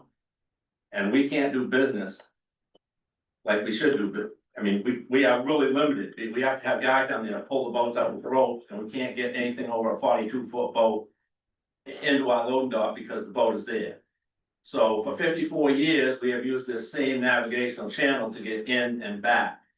They have blocked it off, and they've kind of found, I think, a loophole where it says it's illegal to be within 25 feet of our property line, a littoral line, what they call a littoral line, with a structure. A boat's not a structure. A float would be out of there. If the boat didn't run, it's out of there. So the DEP and the Army Corps are working on trying to help us out, but they say we need a harbor master. So we're at their mercy right now. We can't load boats with traps, we can't put bait on the big boats unless we back in. And we're gonna be busy in another month or two. It's gonna take one of our buying spots out of commission. So we're not gonna be able to service all the boats and get it done quickly. And not only that, the bigger boats can't even get in there. So it's a safety issue. That boat is dangerous. We've gone in. The other day it was blowing 20, they had to move the boat because it was too rough. They couldn't get the boat out of there. They had to have a lobsterman drive it out for them. So it's kind of a ridiculous thing, but it's put an impediment on one of the biggest money engines of this town from operating. And it's pure spiteful. There's no reason. They haven't touched the boat since it's been there. It is not serving any purpose other than to screw us up. And they even admit that. So I'm like, someone has got to do something to help this situation, because it's gonna get dangerous. People are pissed. And I've been trying to tell everyone that we're gonna do it legally, we're gonna do it legally. We don't wanna do anything that's not legal. And someone needs to deal with the situation. And that's where the co-op is. And I'm, Lee, Bob, or Jared, if you've got anything else to say, can say it. I mean, Jared's got one of the biggest boats down there. He can't even get in there to put traps on all bait unless he backs in. So this isn't the kind of town that's supposed to happen in. It never has before. For 54 years, it's never happened. These guys are pissed because they got caught without permits for their float, which isn't our fault. I can't believe they hired Proc, and they were stupid enough to lie to Proc. But they lied to our next door neighbor on the other side, told them these floats were temporary. They lied to us. They lied, they put, original plan, they had a abutment, which is a no-no, right on our property line. And then a 30-foot ramp, and then a 40-foot of floats on our property line, which you can't do anyway because of the laws. But that was their original plan. And so when we got a lawyer and said we oppose this plan, they took out the floats and the ramp and left the abutment in, which does the same thing. It blocks us from access. And so then they lied to the DEP and said that we've addressed the co-op's concerns and we have an agreement with them. Total bullshit. They didn't address our concerns and they didn't have any agreement. So this is what we're dealing with. We're not dealing with people that like straightforward, and tell the truth, and shake a hand and solve the problem. Josh Angelo, who's the vice president of the co-op, and I went over it in middle of January when we saw the plan was approved. We said we will like to be neighborly. If you take the abutment out, we will not oppose any of the rest of your plan, which is 90% of the plan is the rest of it. And they pretty much told us to F off. So our recourse has been every state agency, and it seems like our last recourse is you guys will have a master. And so that's all I can tell you, that's all I know. And if these guys want to say anything, they'll. Okay, thank you. Is there anyone here from Atwood that would like to speak? Okay, so I guess. What? I guess we got a two-part decision, do we? do we want to, do we believe we have the authority to appoint a harbor master? And we seem to have a difference of opinion on that. So, do we wanna kick that around some more, or do we wanna vote on that? Well, I've got 2 points. I think what you read does not give us the authority in this particular case, because it has nothing to do with moorings. It Well, has to do with a conflict, a civil conflict between 2 property owners. And even if we hired a harbor master and said, go fix this, what would he or she do? We have no ordinance that says what they're doing is right, wrong, or indifferent. If they are violating any laws, it's state laws, which should be taken care of by the Army Corps of Engineers, the Coast Guard, Marine Patrol. So I'm not, I don't know what we would get out of hiring the harbor master in this case.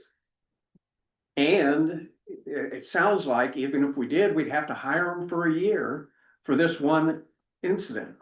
yeah, but that doesn't mean he has to work full time for a year. Well, He'd just be the harbor master. We can negotiate his or her compensation. And I'm thinking, if we did appoint someone, it probably should be a lawyer, yeah, not someone who knows about anything about boats. yes, and I just think that's defeating the purpose. I would love for us to have a harbor master. Several years ago, when we tried to do this, I was told that we were the only town in the state of Maine that doesn't have a harbor master. Even towns that don't have a harbor have a harbor master. So, but the problem is that at the time, nobody wanted a harbor master because they were afraid they were gonna take away their moorings or charge them fees for their moorings or whatever the reason was. And now we have an issue that they think a harbor master can solve, and I'm not convinced they can. I think it's a legal matter. I think it, just like the Coast Guard has said, it is a civil matter. You're gonna get quicker action in the courts than you're gonna get with a harbor master who goes out and says you need to move the boat. And that's all it's gonna be, is another voice saying you need to move the boat. There is no meat underneath a harbor master that we hire without an ordinance to back them up, without a committee to back them up, without rules and regulations that are associated with it, which we do not have. And it takes a long time to develop those. So do you have anything you want to add? I agree with Jeff. I mean, I don't know where we would find a harbor master quickly. And if we don't have any ordinances for them to enforce, what can they do? I think that, I think they do have some enforcement powers on the state statute. But we also might be able to find a harbor master from the, State of Maine Harbor Masters Association. My understanding is they provide, veteran harbor masters in situations like this. The other thing is, as I said, the harbor master in this case, not this case, but we may want to look at appointing a lawyer as a harbor master. So, David, you have a? Yeah, I talked to the guy that had Submerged Lands. He was the guy that told me about this, and I was with Pat Mello when he told us. How he explained it was the Harbor Master Association has a pool of harbor masters that go to towns that have a conflict. You don't have to hire them for the year, according to what he told me. They can come in and work, and there are state laws that prohibit certain things that the state covers. One of them is impeding navigation. And the other one is mooring conflicts. And so I'm under this, from what he told me, I think he knows what he's talking about. He was head of Submerged Lands. He said the towns can appoint this to solve conflict problems. You don't have to hire him for the year. And they can deal, you don't have to have a specific ordinance deal with this because the state already has ordinance. They are allowed to use state laws to make their decisions. So I can't tell you the law, I don't know, that's all I can tell you. I can tell you one thing, if this doesn't get resolved pretty soon, it's gonna get out of hand and it's not gonna be good. So if you can't help us, then you can't help us, but There's gotta be someone in the state that can help us, and I haven't found them yet. Yeah, well, I personally maintain that if there is a state law that the harbor master would enforce, that right now should be enforced by Army Corps of Engineers, Coast Guard, and Marine Patrol. I've talked to all three. The And they- problem is, there is a law. They are having problems, they don't get sued, and this is a big company that's got deep pockets. They are having a problem with the word structure. Okay, you can't have a structure or impede navigation, it says, they're impede navigation, but it's not a structure, it's a boat with a running engine. That is where the sticking point is, and they've all told me that a harbor master controls the harbor, and he can say, move it, or don't move it. But If he's enforcing state law, Yeah. that those entities have said, we don't think the state law applies here. And our harbor master comes in to enforce that they state law. don't think it No, I didn't applies, say It's- that. they can't, they don't dare step in, I think that's. the Okay, thing. so the town should step in and expose ourselves to legal action and the definition of a structure when Army Corps of Engineers is stuck on the definition of a I structure. see your point, Jeff, I'm not gonna argue with you, I'm just saying, we have a quandary. There is a law that you can appoint a harbor master, if you don't wanna do it, don't do it. You know, that's, I'm, and just so you know, I am very sympathetic to this, and I firmly believe this town should have a harbor master. Okay, that I've said that for years.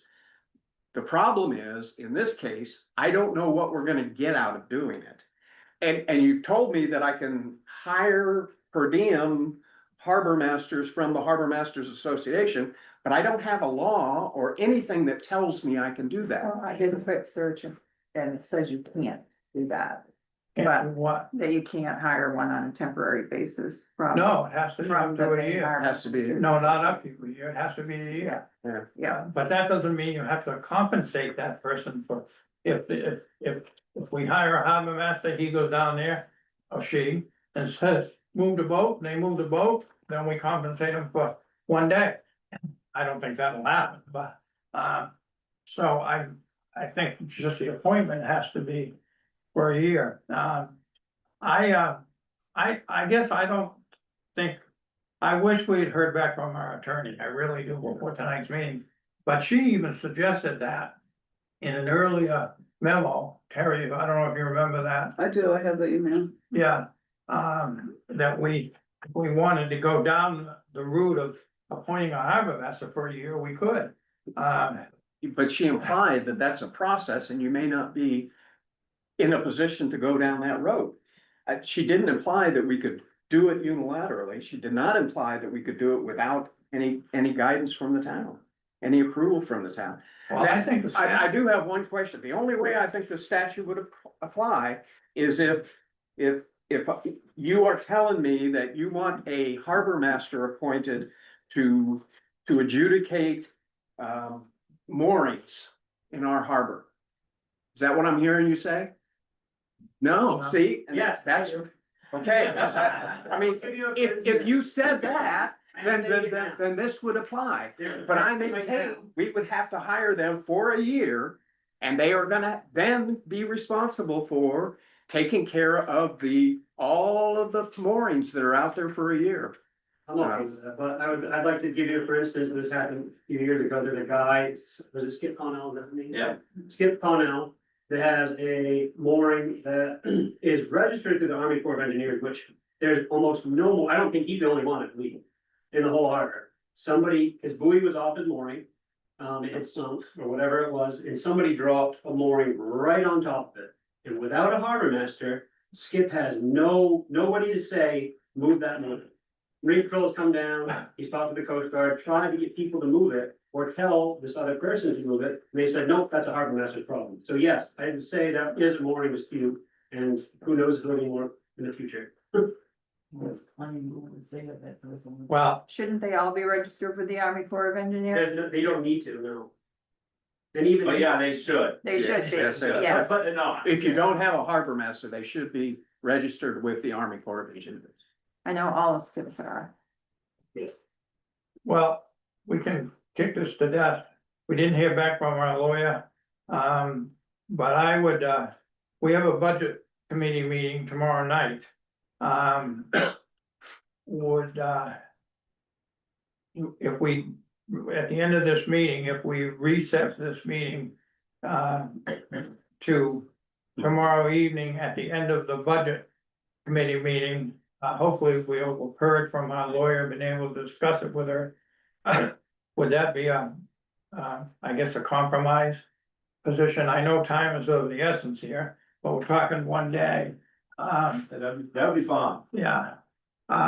So I would propose that at the end of the meeting, we don't adjourn, but we recess to tomorrow evening, immediately following the budget committee meeting. And don't let me do it. Right. Because, we obviously have a difference of opinion. And I think we need our attorneys to help us. Well, just to be clear, I've now heard somebody say they want us to hire a harbor master to adjudicate moorings, and that's what the law covers. And so I think we have the authority now. But there are other issues associated with it that I need answers from, and that is, how do we fund it without town meeting approval? Because if we could do this, then we could unilaterally hire a sheriff deputy to come down and do things. So I think we could, under that circumstance. And I'll tell you right now, I would not do that. No, I wouldn't either. I wouldn't either, but I think we could. So where We does, could spend a lot of money without getting permission. exactly right. But there's an article in the town meeting warrant, annual, every year, that gives us the authority to spend money from surplus if we needed I don't know, a roof or something. I mean, that couldn't wait. Yeah, but I think it's a stretch to say that authorizes us to hire somebody Okay, for a year. well, that goes back to why I think we should see if we can talk with our attorney tomorrow and not table it, but just. More research, Bill. Yeah. Cause this did come at us very quickly. I mean, when we got the letter, the agenda was already up and printed and. So, I mean, usually even, typically, an issue of this magnitude, we would not take up under adjustments to the agenda. But it just seems time is of the essence here, so. And I would add, my advice is, get your attorney to talk to the judge. The judge doesn't have to set the date for the hearing. The judge can issue, an indictment, not an indictment, an injunction, and they can do that right now. We filed an injunction, 9 days ago. So we haven't heard. Okay. We've done that. We've done that. That's gonna be that's, in my mind, that's gonna end up being the solution to this. I think even if we hire the harbor master, that's not gonna be the solution to this. Because think about it, you're not just asking for that boat to be moved. You're gonna want some compensation for the impact that boat has had on your business. I No, I hope. want it moved. I'm not looking for money. I want it out of it. Yeah, okay. Walter? Yeah, when you talk to your attorney or maybe just amongst yourself. No, we won't talk amongst ourselves. Well, Can't, but. With our attorney. would you weigh in, and gather all the information that you're hearing about who's being offended? And take a strong position with Atwoods that they're not being good citizens and they are impeding the major source of revenue that these folks provide, and weigh in and slap them around a little bit. Well, I personally wouldn't go there. I would appoint a harbor master under the. Kind of under the premise that they would be neutral coming in and look at the story. I mean, we've only heard one side tonight. It's very convincing when you hear one side. But I learned a long time ago, there's 5 sides to every story. So my idea would be to appoint someone who is definitely not from town or involved in the local fishing community, who is viewed as neutral, and has no skin in the game, so to speak. So anyways, I mean, I don't think it's up to us to, at this point, to do that, but, okay. anything else? Anybody wanna comment? So we gotta, well, hopefully, Jeff, can you rattle her cage again tomorrow and, I'll do it tonight. yeah, do it tonight. So with that, I'm gonna move on, okay?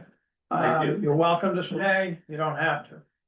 David, are you here for an apaya? Just, yeah, Alright, why don't we do that real quick? great. Take it on. Oh, okay. Thank you for listening to us on short notice. Yeah, thank you. So we have a new hire for the ambulance, Ireland Heller. She's a basic EMT, wants to help out with per diem shifts, get some more experience, that type of stuff. And let her give you a little bit of background. Okay, you wanna just introduce yourself and tell us a little bit about yourself? Ireland, taking a gap year before I go to school at UMO in the fall. I'm on Waldeboro Fire right now. I took my EMT class in October in New Hampshire, and I passed the test in January. So I'm just looking for some experience on ambulance before college. Okay, Did you say you're running with somebody else right now? No, I'm just on the fire department. I'm Just- in Waldeboro. and where, Waldeboro? Yeah. Okay, Is that, and that's where you live is Waldeboro? Yes. No Okay. issues coming back and forth? No. Yes, okay. okay. Sue, any questions? Anything else, David? Nope, I've heard good things about her from, a couple members that we have that are on Waldeboro also, Okay, on the ambulance side, and, I spoke highly of her, so. okay. Is there a motion to accept David's recommendation? So moved. I'll second that. And I forgot your name, so I didn't put it in the motion. Ireland, Your full name. Ireland Teller. Heller? Yeah. Yeah. We'll put that in the motion, Derek. And this is as a EMT basic. basic, right, okay. All right, well, thank you for All those in coming. favor? Oh, yeah, all those in favor? Aye, Welcome aboard. Thank you. thank you for coming by. Nice to meet you guys. Yeah, Thanks, David. Yeah, thank you. okay, I think the next most popular item was the solar project, and since Jeff, you've been involved with this the closest, but in the last week or so, it seems as though a few questions have come up. And you was here, and Neil, Eva sent us something this afternoon addressing those. Unfortunately, I didn't have time to read it, it came so late, but so do you, I think the questions were, if I remember correctly, location of the additional panels, end of life management, battery, the need for a battery, when we have a generator, there's one other, wasn't there? Trying to remember. That's most of them. No, there was one other. I'll look while you're, Yeah. you want to address, just not in the detail that you submitted in writing, but just in general overview of it. Okay, Hi, everyone, Eva Burke. I'm on the Town Resilience Committee. So, before I was on the committee, the town got money for the first solar panel that's behind the Guilford Butler Center. And they got that through state funds in 2024. And more money came up for availability to get another grant. And we had someone come in that said, check this out, the library power bill is gone now, except for the $40 connection fee because of the existing solar panel. This is a good idea, saving the town some money. We should do it again, because it's low hanging fruit. The state is asking for more proposals. So we did that. We brought it to the select board in 2025. We got the go ahead to apply for more funds in 2025. We did that. And we just heard back from the state that the proposal got accepted, so we can get a second solar panel. And the thing that we added on to it this time is also battery storage at the Guilford Butler Center. So we had a few questions come in from the facilities committee in the last week, and we need to start the grant and have the funds accepted. So we're just having this conversation now so we can answer any and all questions that you guys have. So the first one is about the location of the second panel. I looked at the first grant proposal and it says, pretty clearly we picked this spot because there's space for another one right next to it. But when we went to the facilities committee, there was some concern about. We were asking them whether there's anything new in the building footprint that, or the old footprint that, or the proposed one that we should be worried about, like, is there a septic tank there? Does an architect have something big right in that area? And they don't have anything planned right now, but the concern was mostly about like passive recreation space for kids to be out in that field. So we went out to the site and took a look with the solar provider, Danny and Andrew, who were, I think, on the phone today. And we looked at different alternative locations. You can't put it down in the drainage ditch that's down slope from the existing panel because probably need a wetlands permit and there's just not enough space. You could possibly put it next to the skate park, next to the parking lot there in that area where there's those little trees in the buckets. But that would be right next to the parking and you have to punch through the parking lot. So the Sundog Solar folks, they're on the call, looked at the area, they really want to keep both the panels together because it's the most efficient. And we can kind of scoot the second one back a bit so that it's not as far into the play area as we think. But just thinking about play areas, like I have 2 small kids, 1 4, 1 that's 1. We have 2 other people that wandered in and out of the meeting tonight that also have small kids. And the play equipment that's out there right now is old and it's rusty. And we really want to together find a solution for that area that it's inviting for kids. The solar panels are really supposed to be, in our mind, like part of that. It's a big education piece. Like to have an informational placard out there. We can even have the playground be like a solar themed playground, whatever we want to do. So we see that as a positive. And that's where the best place to put that second panel. We could try that other alternative possibly, but there's not money in the grant right now to do that. So any questions on that piece? No, I don't have any, and I'm not in favor of moving it over on the other side of the skate park. As a matter of fact, I think that might bump into some of the parking they have planned for it. Yeah. So, to me, that's the only logical space that we're gonna do this. But. Any questions on the location? No. Okay, go ahead. So the second question was about end of life for the solar panels. And Danny's on the phone if we have like very particular technical questions, because that's not gonna be my bag, but we looked at the question of, do people recycle these things now? Answer is yes.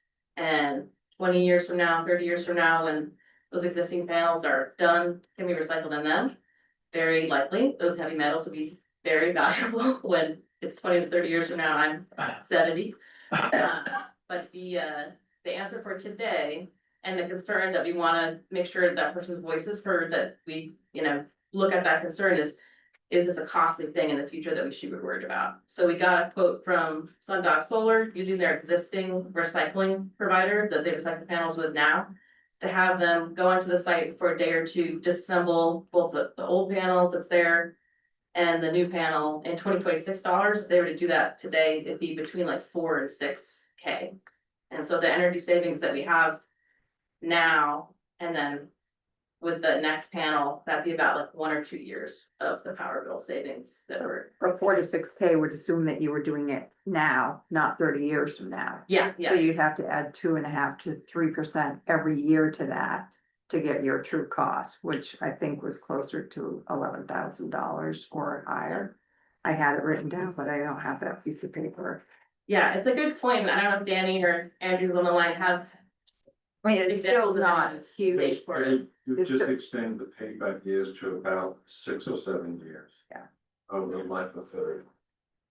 Well, I personally, I've only had one person ask me about the end of life. I don't know if you guys have had more than one or I've had more than. you have. I have to. But I have that concern about all the solar panels, is Yeah. end of life, what's gonna happen. I just have a feeling with so many solar panels out there, funny you said that, all over the country, that the technology is gonna develop in 20 or 30 years to deal with that. I just have confidence that that's gonna happen, but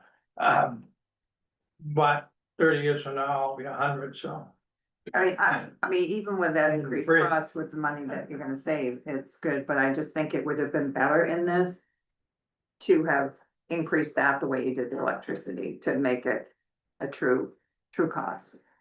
We had a question for you guys. If you want, we can have Sundog.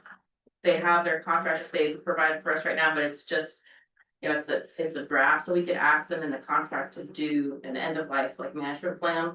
And make sure we know that cost a little bit better, so that if we wanna start saving, like next year, we can do that. Well, I mean, even the worst case scenario is that we need to have this end of life plan in place 10 to 15 years from now, right?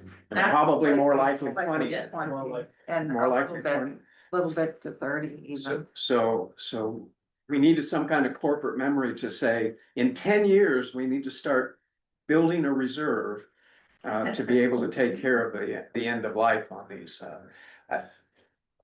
That I have concerns about what's gonna happen to all solar. Some companies right now are building it into their contract. That at the end of the life, but that assumes they're still gonna be in business 20 years. But I don't see this as a stumbling block for doing it. I do have one comment on the contract.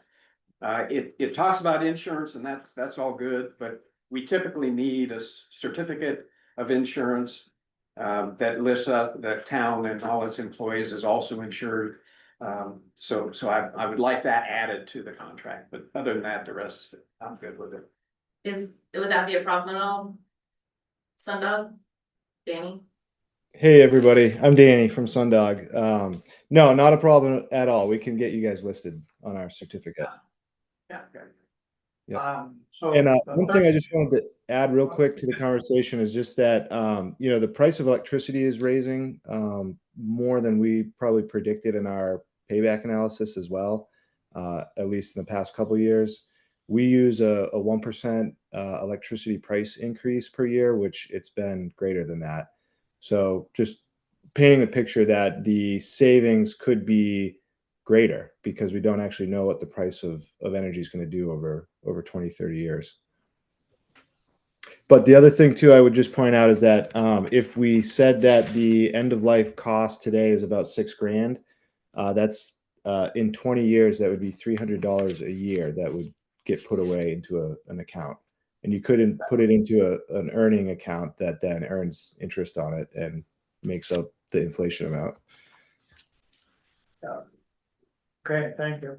On the numbers though, I think we need to have a sit down with some people because we seem to still be coming up with different numbers on what currently is happening to our electric bill. Would you agree with that? And I don't know, I think it's nothing we're gonna solve here tonight, but I think it's somewhere people need to sit around the table and say, but you forgot this, or something like that, or. I have a little input. I looked ahead of the meeting, not super thoroughly, but enough to know kind of where things are standing in that regard. And so one thing I wanted to point out is that in Eva's report, she wrote that the existing installation produced around 20,452 kilowatt hours last year. And then I looked at the monitoring of the inverters today and found that the system, and I can share my screen with you guys real quick. Let me just get onto that. That the system actually produced 23,520 kilowatt hours. So the discrepancy, the 3,068 kilowatt hours that didn't show up on the Central Maine Power bill is due to the energy going straight to the library. So during daylight hours when it's operating, that electricity is powering the building and it's not getting exported through the meter. So Central Maine Power is not accounting for those kilowatt hours. But I'll show you real quick through the monitoring what that looks like. So yeah, 23,520 was the total number. And unfortunately, the screenshot we took didn't capture that total amount. But this just shows, this is basically the Tesla monitoring where we get that data from. And it just accumulates, which you guys have access to this as well, I believe. But anyways, so just wanted to clarify that point. Yeah, I think we could probably use some training on that, because we were scratching our heads and Harry did a great job putting together a spreadsheet of like what you saw in the bills, and I think there was some kind of like, well, where's this extra generation going? We were pretty confident with how much the panels were making, and it looked like maybe the town used a little more, but the numbers weren't adding up exactly, so it's more like 40% of towns energy use rather than like what we estimated, which was 50, and to me, that's like great, but this helps explain Well, some of what's going on, but to John's point, like, we kind of just we wanna use this as a communication piece, so if we can't get the number perfect, that's not gonna work, because people are gonna question it, so we have to all just get together and. Yeah, and we don't need to solve it tonight, I just wanted to suggest that when Terry gets a minute to breathe, that. Yeah. Put another Eva did ask me if I could give her thing. give her the front page of the CMP bills, and I just have not had time to do that. We're a little short staffed at the moment. If I could just point out a couple other things that I observed in the process, which is that one, in 23, the load for the town was closer to 43,516 based on the bills that we received, and the new current load is around 49,000. So that's about a 12.5% load increase that's occurred. And then the other thing I wanted to point out is that the new estimated array that we're proposing to add will generate around 40. The two of them combined will generate around 47,926 kilowatt hours, which ends up being about 96% of the current load. So we're 4% short in terms of meeting the current load with the two systems, which is like roughly 1,750 kilowatt hours. So And that's there's definitely something major missing in the calculations that different people are doing, so we need to sort that out. Yes, agreed. Yep. So anyways, that's enough for now, and just figured I'd share that since I kind of deciphered it. That's insightful. And then the last issue was the battery. And I have had several people comment to me on this one. Why do we need a battery if we have a generator? And I say, well, because it's in case we have a 3 or 4 day outage, is what I've been told. Someone says, I've lived here 50 years, we've never had a 3 or 4 day outage, but I don't think that's true. We did have the ice storm already. That's great. One I can think of. Yeah, so for that topic, I'm happy to hear from others here, but the state put out an amount of funding you could grab. And so we asked the Island Institute, we asked Sundog, they put in the lab, what else can we get with this money? And the thing that everyone kept coming back to is batteries are expensive. And what it allows you to do is after the length of the propane generator, which does 3 days, the batteries will just keep feeding themselves. So they're like little Tesla wall charger batteries. They would go next to the utility box. And what that allows you to do is like have a place. And I asked Chief Elwell about this.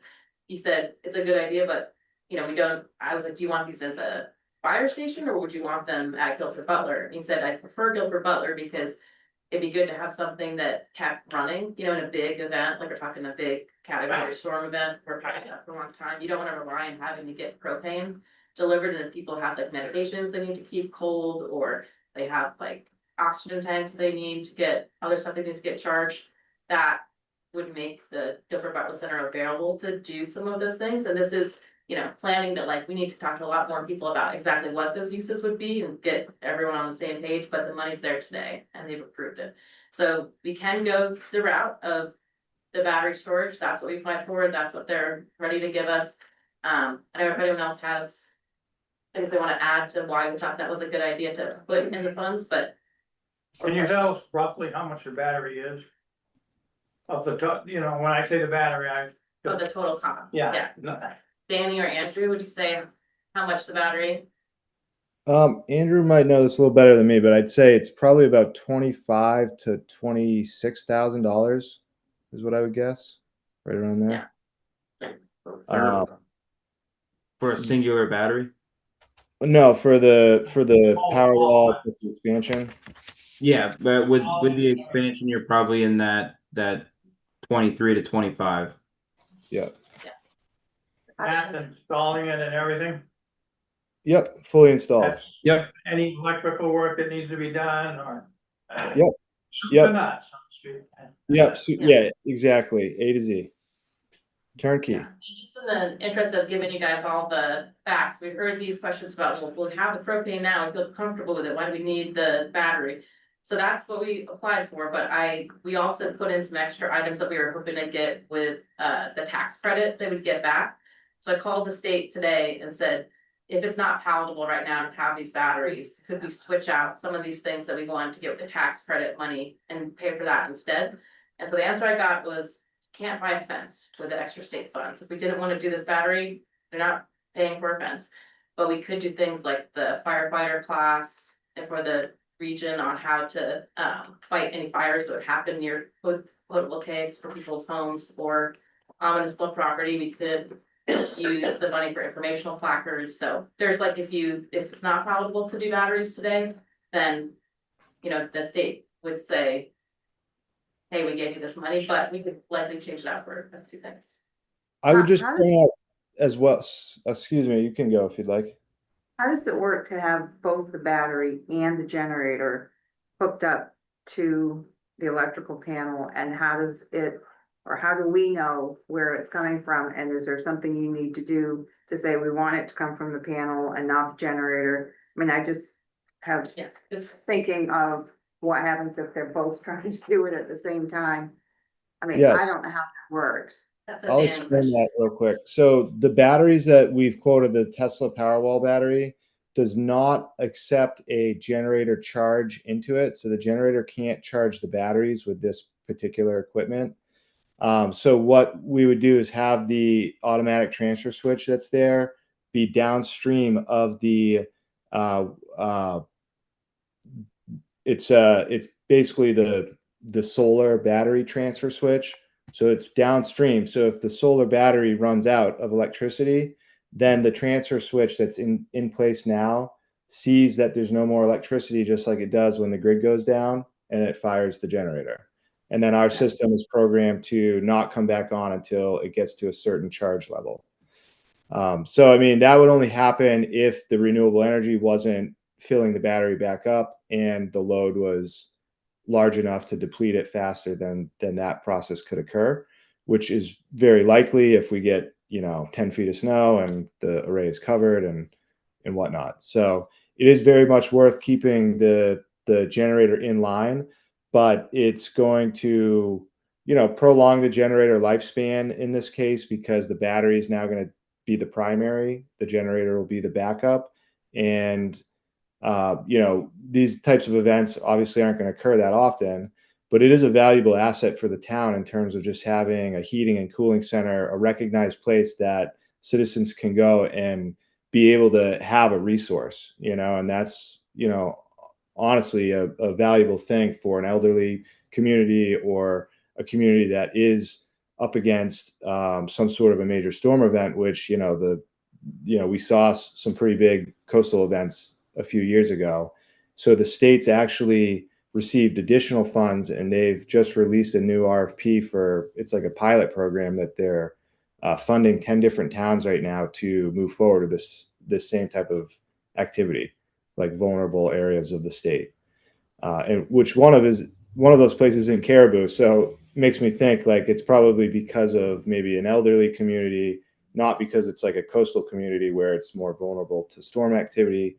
But then there's, other communities like Rockland's on there, they're coastal.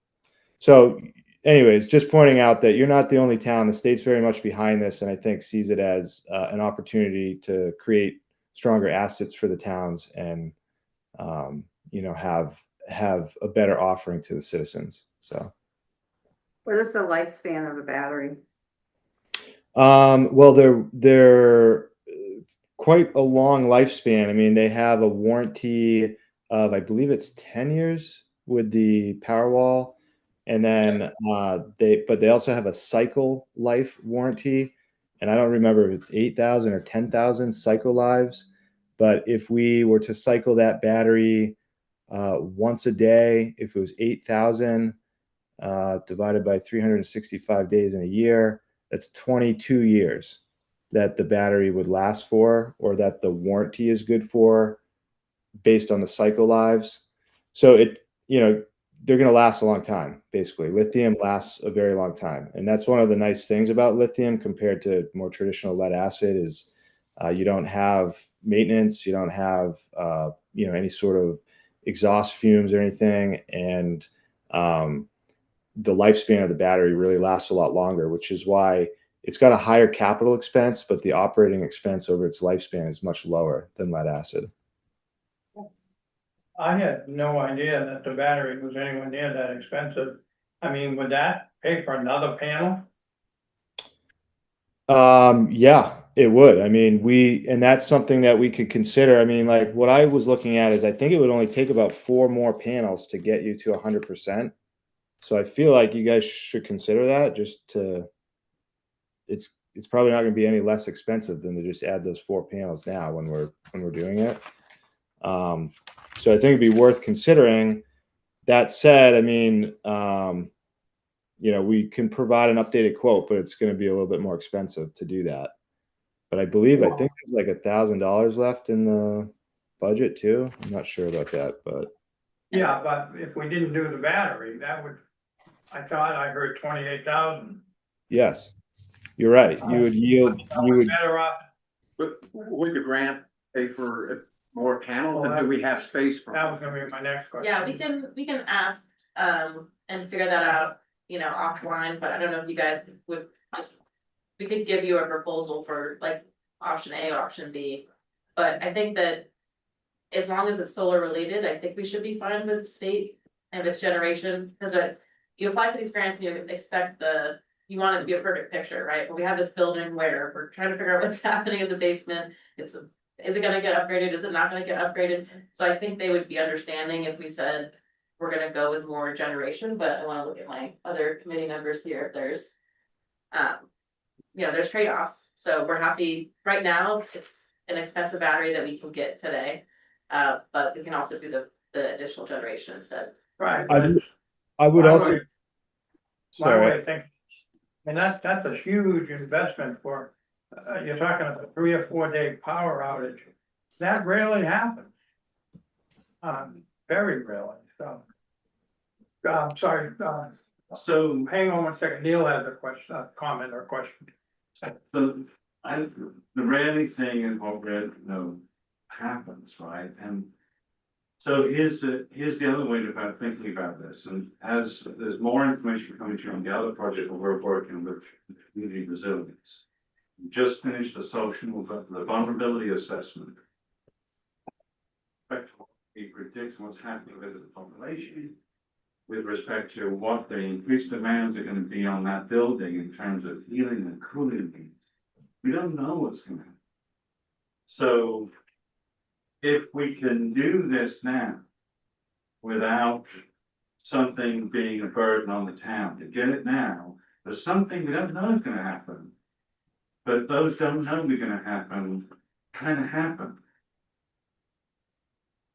So I understand the cost side of things, but there's also to kind of look at what that building's purpose is going to be long term and the redundancy issues associated. Other questions on the battery? No, I don't like that. Okay, I have one comment Go ahead. though. You mentioned the tax money coming in and using that. I wouldn't count on that. We didn't get it last time. And it's because the process is so burdensome and cumbersome. And we never got the numbers or information that we needed in order to do it, so we didn't get the rebate. Yeah, so if you're counting on that for anything, I would not. Yeah, I mean, it was the nice to haves that we put in that category, so we put in a line item in for this round for $900 for a CPA to help us apply for the credit. So we'll see where that goes. I think that would be needed. Yeah. I think you need that and more. I mean, Hannah put hours into this and got nowhere with it, and we just couldn't afford to take the staff time and allocate it towards, chasing windmills. Well, I think they were basically also told at some point you needed the CPA to do that. Yeah. federal. And I'm just not sure, I don't know about you, but last time I had my taxes done $900, it was over it, but. Um. So how do we wanna deal with this, Because we do have a deadline on this, right? On May. The grant start, period is May 1st. So, So we just need to accept the funds, and if we were gonna have any big major changes to let them know. okay. and I assume swapping a panel for a battery would be a major change. Yeah. Rachel? Yeah, I just wanna make a plug for the battery. A plug for the battery, I like it. Plug for the battery, because, no pun intended, but, to be able to be totally propane free for that building, for the community center, is a wonderful idea. I mean, I know propane, we don't know what the cost is gonna, how it's gonna rise or fall, but to have that self-sufficiency so that you don't ever have to draw on propane is a wonderful asset for the town. And it will last over 20 years, and we don't have to pay for it. I can't figure out why would we not want it? And furthermore, I wonder if we go in that direction and we are then almost to like 100% green building, what might that create other opportunities in terms of raising other monies? Well, Thank you, if we're gonna go that route though, why wouldn't we just get rid of the generator and the propane? Because it's brand new. Because of redundancy. Yeah. Because of Yeah, redundancy. redundancy, I don't know, I'm just not sold on it, redundancy for something that happens so rarely. Yeah. And it's still our money. Maybe not town money, but it comes out of your paycheck or whatever, so. I don't know.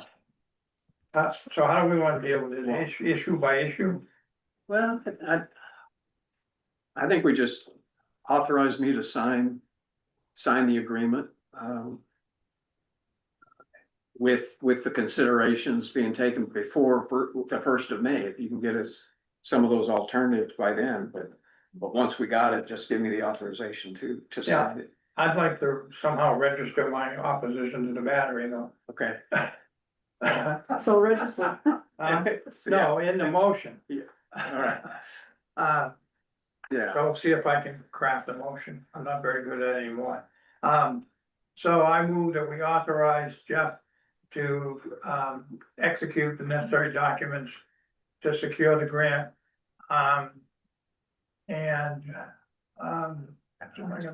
After exploring alternatives to the cost of the battery. After exploring alternatives to the cost Of the battery. of the battery. Alternatives, no, not to the cost of it, alternatives to the battery. Right. You get that? Because I'm not gonna remember it.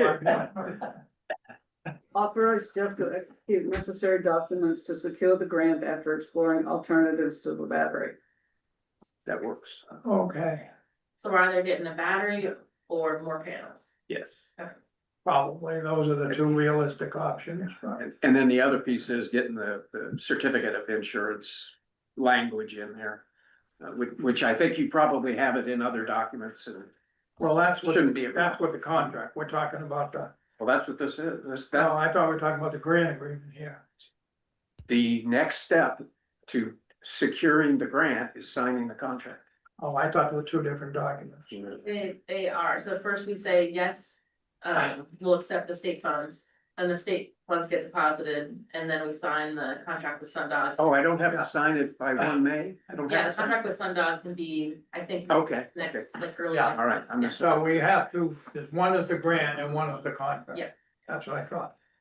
Okay, so, further discussion, I think we can get this to death. First rule of Who accounting. seconded it? Nobody. Oh, who's that? I will. Who seconded it? Okay, further discussion. All those in favor? Reluctantly. Thank you. Thank you guys. Okay, can I just say one other thing too?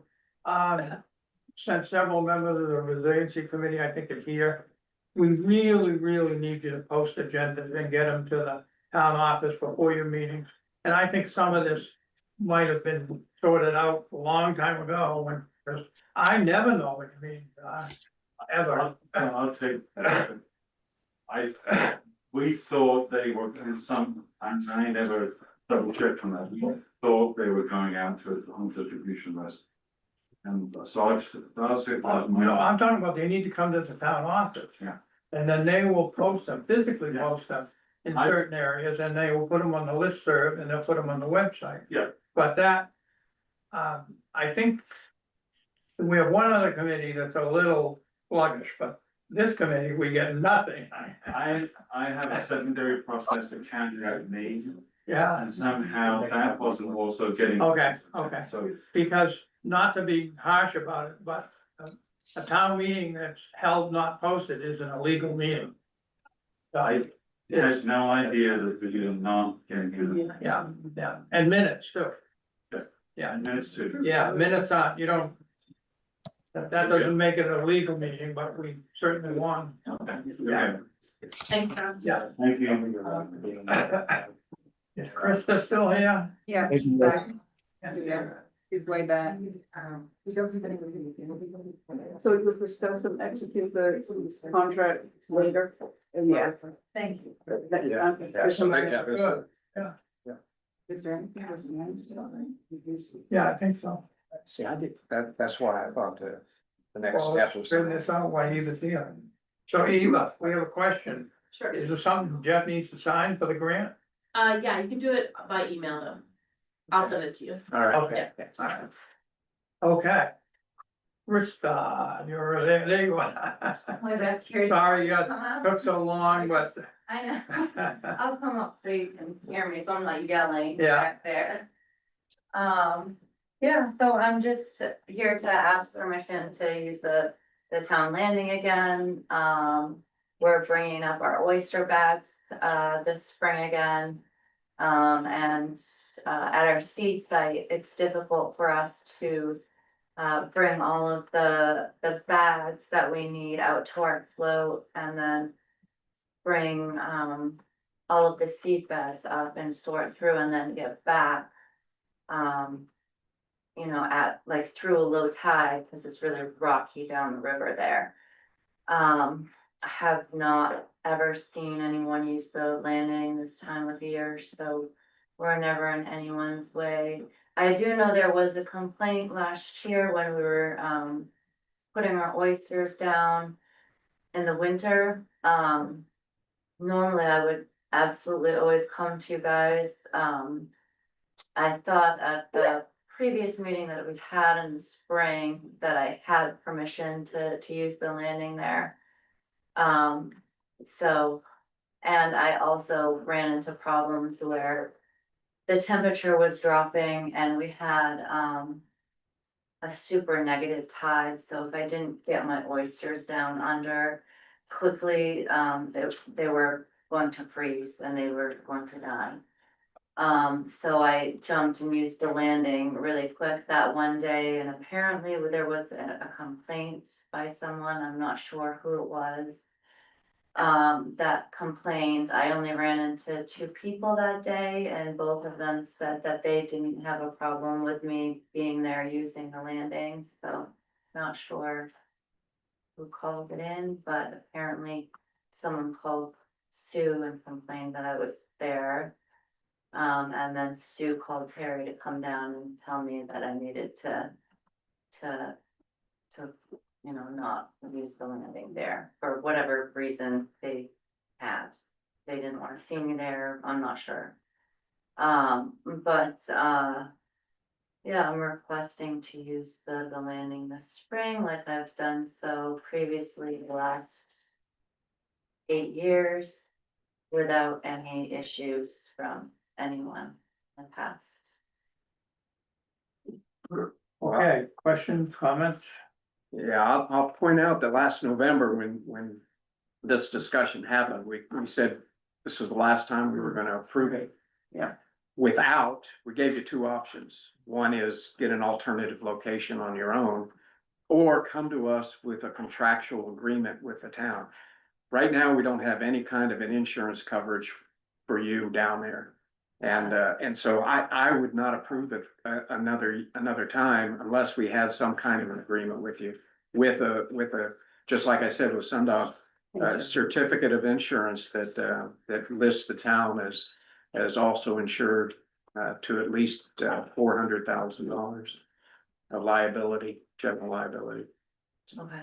So when we talking contract, we're talking something simple. I mean, it could be 1 page or 2. Yeah, the main thing I wanted is the insurance.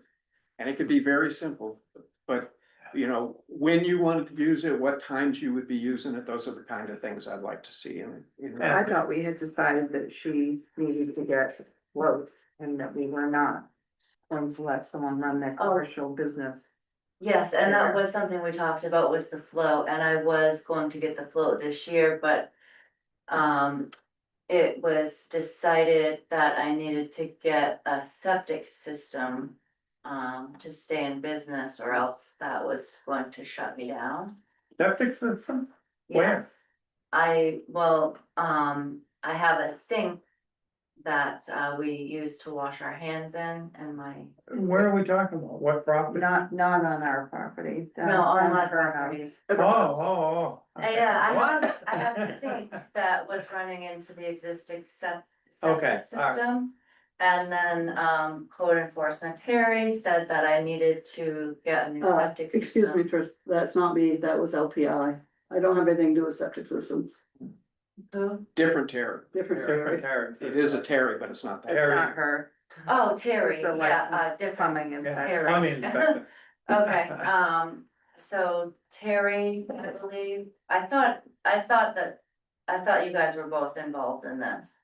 But that septic system cost me $40,000, so wow. I was not able to get the float. That we had discussed that I had planned on getting to resolve this issue. So if. So can you provide us with a certificate of insurance? You I can. do have And insurance. Sue, according to the minutes, it was one or the other. Yeah, and I distinctly remember giving her the option of doing one or the other. I didn't remember that, but I did see Yeah. that. But I know that there was discussion about having somebody run their business off that Yeah, land.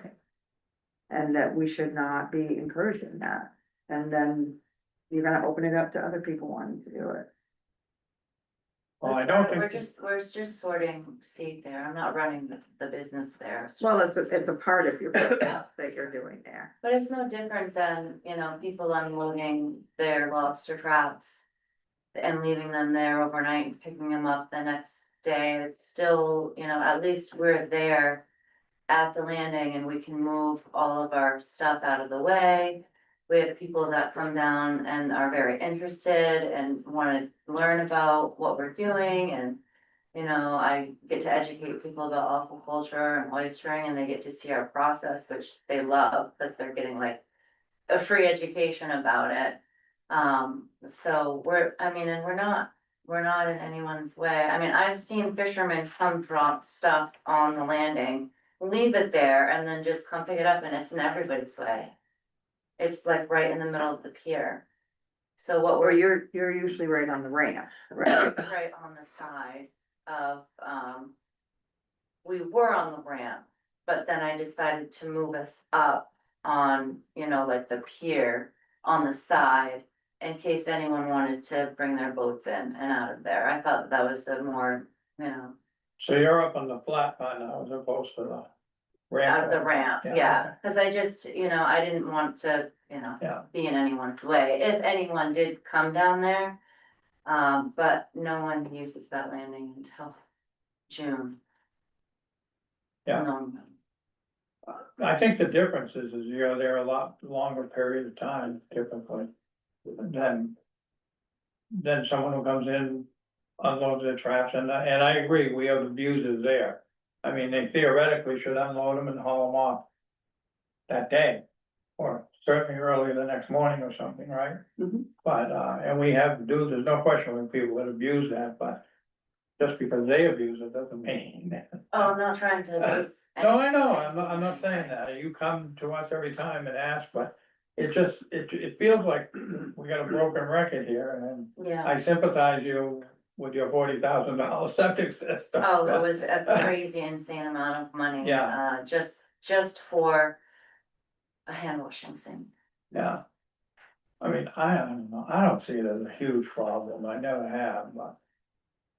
Yeah, and I don't have a problem as long as we've got Get something that in writing. certificate of insurance and have a contract. Yep. So, Jeff, would you be willing to draft up a contract? yeah, Okay, and you can try to get us so we need a certificate of insurance. And naming the town as an additional insured, Okay. For $400,000. yeah, for $400,000, so I don't know what your limits are now, but. probably $1 million or $2 million. Yeah, because we do a lot of events. I think it's, we go up to LLB and Freeport and do the Maine Oyster Festival. Yeah, and they all require those. Require. Yeah, and I would think being in the food business. Oh, yeah, especially when you're dealing with a raw Yeah. food, you need to be, yeah. So, yeah, I can most definitely. Yeah, so just give me, some times when you're gonna start operation and end operation dates and those kind of things, and we can do up a 1-page contract. Okay, Okay. that sounds reasonable. Thank you very much. Appreciate it. We need a motion to that effect, A move to authorize me to execute an agreement with. is there a second? I'll second it. Okay, further discussion? All those in favor? All those opposed? Okay, and sorry you had to wait so long, but we had other issues. Yeah, it seemed like they were big ones. Yeah, so we try to accommodate the most people, so, Yeah, that's okay. okay. And I knew this discussion might take some time, so if it had been a. So, okay, where are we at? Thank you. Thank you. Hammond. Okay, is he here? I don't see. I think he was. No? I haven't seen him there. Tonight? Yeah, I didn't see it tonight at all. We wanna table this till another night, I'll tell you, I don't really need to table it, I'm not gonna support it. His request. I don't agree with it either. Yeah, and I would have to see all the details. I don't wanna encumber that piece of land with Yeah, a, that. yeah. with an easement that goes forever. Wouldn't that have to go to a town vote? Well, it would, but I don't wanna encourage him by agreeing to even put it on the warrant, he can always go get a petition. Yeah. But if we put it on the warrant, that sort of sends a signal that we approve. approve it, Yeah, or at least we're not opposed to it, yeah. so. I would take a motion that we deny his request. So moved. Further discussion? All those in favor? Who seconded it? I did. Not allowed. Just for the public knowledge, Mr. Buck was looking for an easement across the Little Red Schoolhouse. Parking lot to enter his property from that direction, To replace his to driveway. replace his driveway. And we just, as you heard, we just felt that granting that it was a bit of a. How much you wanna pay? Okay.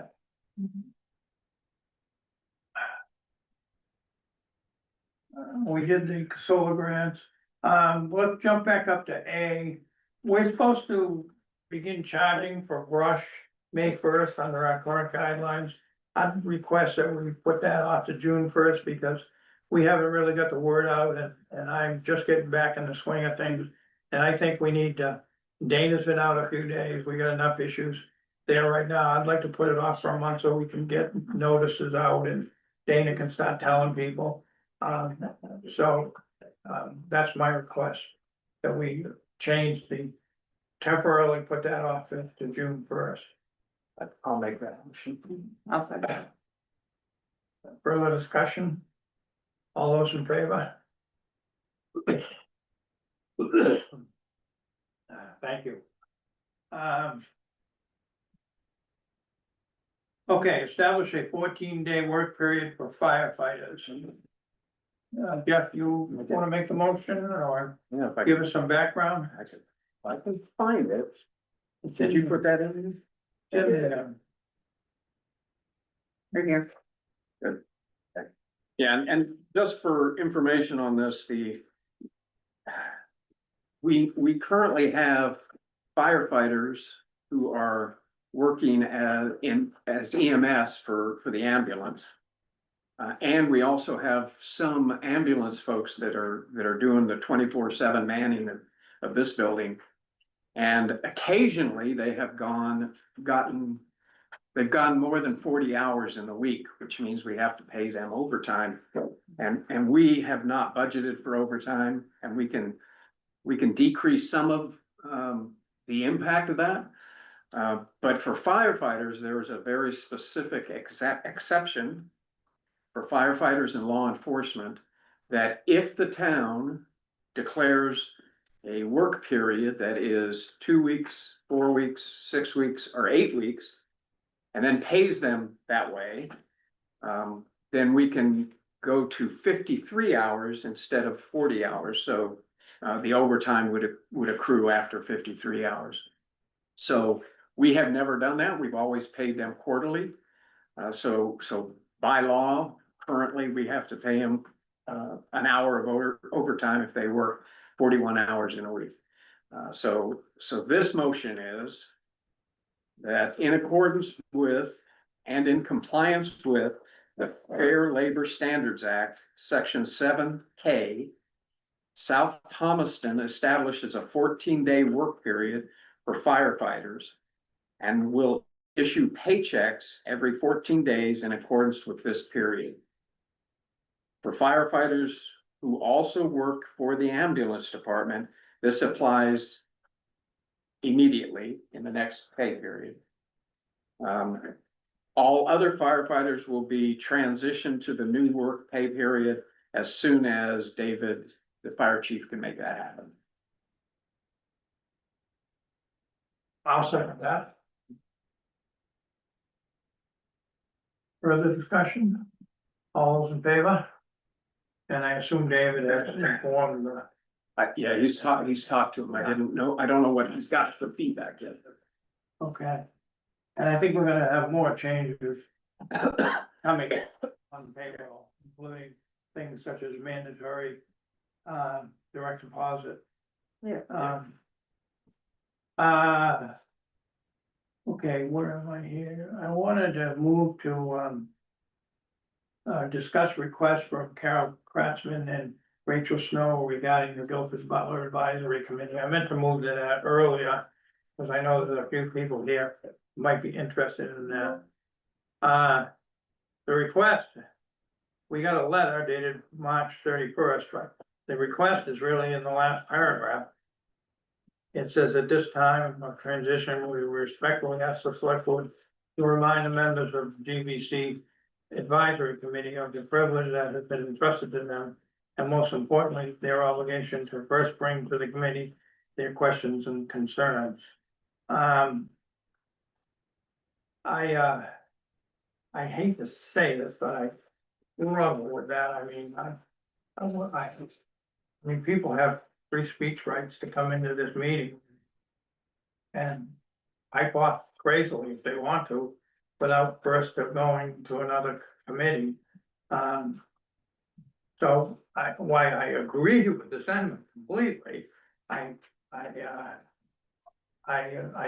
wouldn't feel comfortable as a chair shutting someone down in here because they're speaking and then saying, have you gone to the committee? I don't know how you guys feel about it, but that's something that nags at me. Yeah, I have no problem with folks speaking directly to us as opposed to through the committee, but I would encourage them to go through a committee especially if they're on that committee. But I also would caution them that they can talk about processes and procedures, but if they start talking about people and names, then that goes beyond what they should be doing. Yeah. You can't publicly disparage other members of a committee. Yeah, but that's not the request. I mean, I think it was part of it, but I'm reading into it. Yeah. Yeah. I'm torn on this, because I understand where. Actually, if they're both here, do you want to speak to the free speech issues? I'm happy to speak to this. Yeah, the request was really to just please remind, you appoint people to committees. And in the process of appointing people to committees, to just please remind them that it's a privilege to be on a committee that is trying to work on helping Dr. Butler in this case. And there's some responsibility to being on a committee such as that, which is to work with the committee. That's all we were asking, is just when you're making appointments, remind people to work with the committee. And in the case at hand, everybody can stand up at the select board and say anything they want and disparage Dr. Butler and what's going on. No problem, of course, free speech. All we're asking is please come to the committee, and we've actually, last week, had a committee meeting in which we, several of us here, with people who stood up, have talked it through. And I think that we came to an agreement that we'll try to work things out in committees.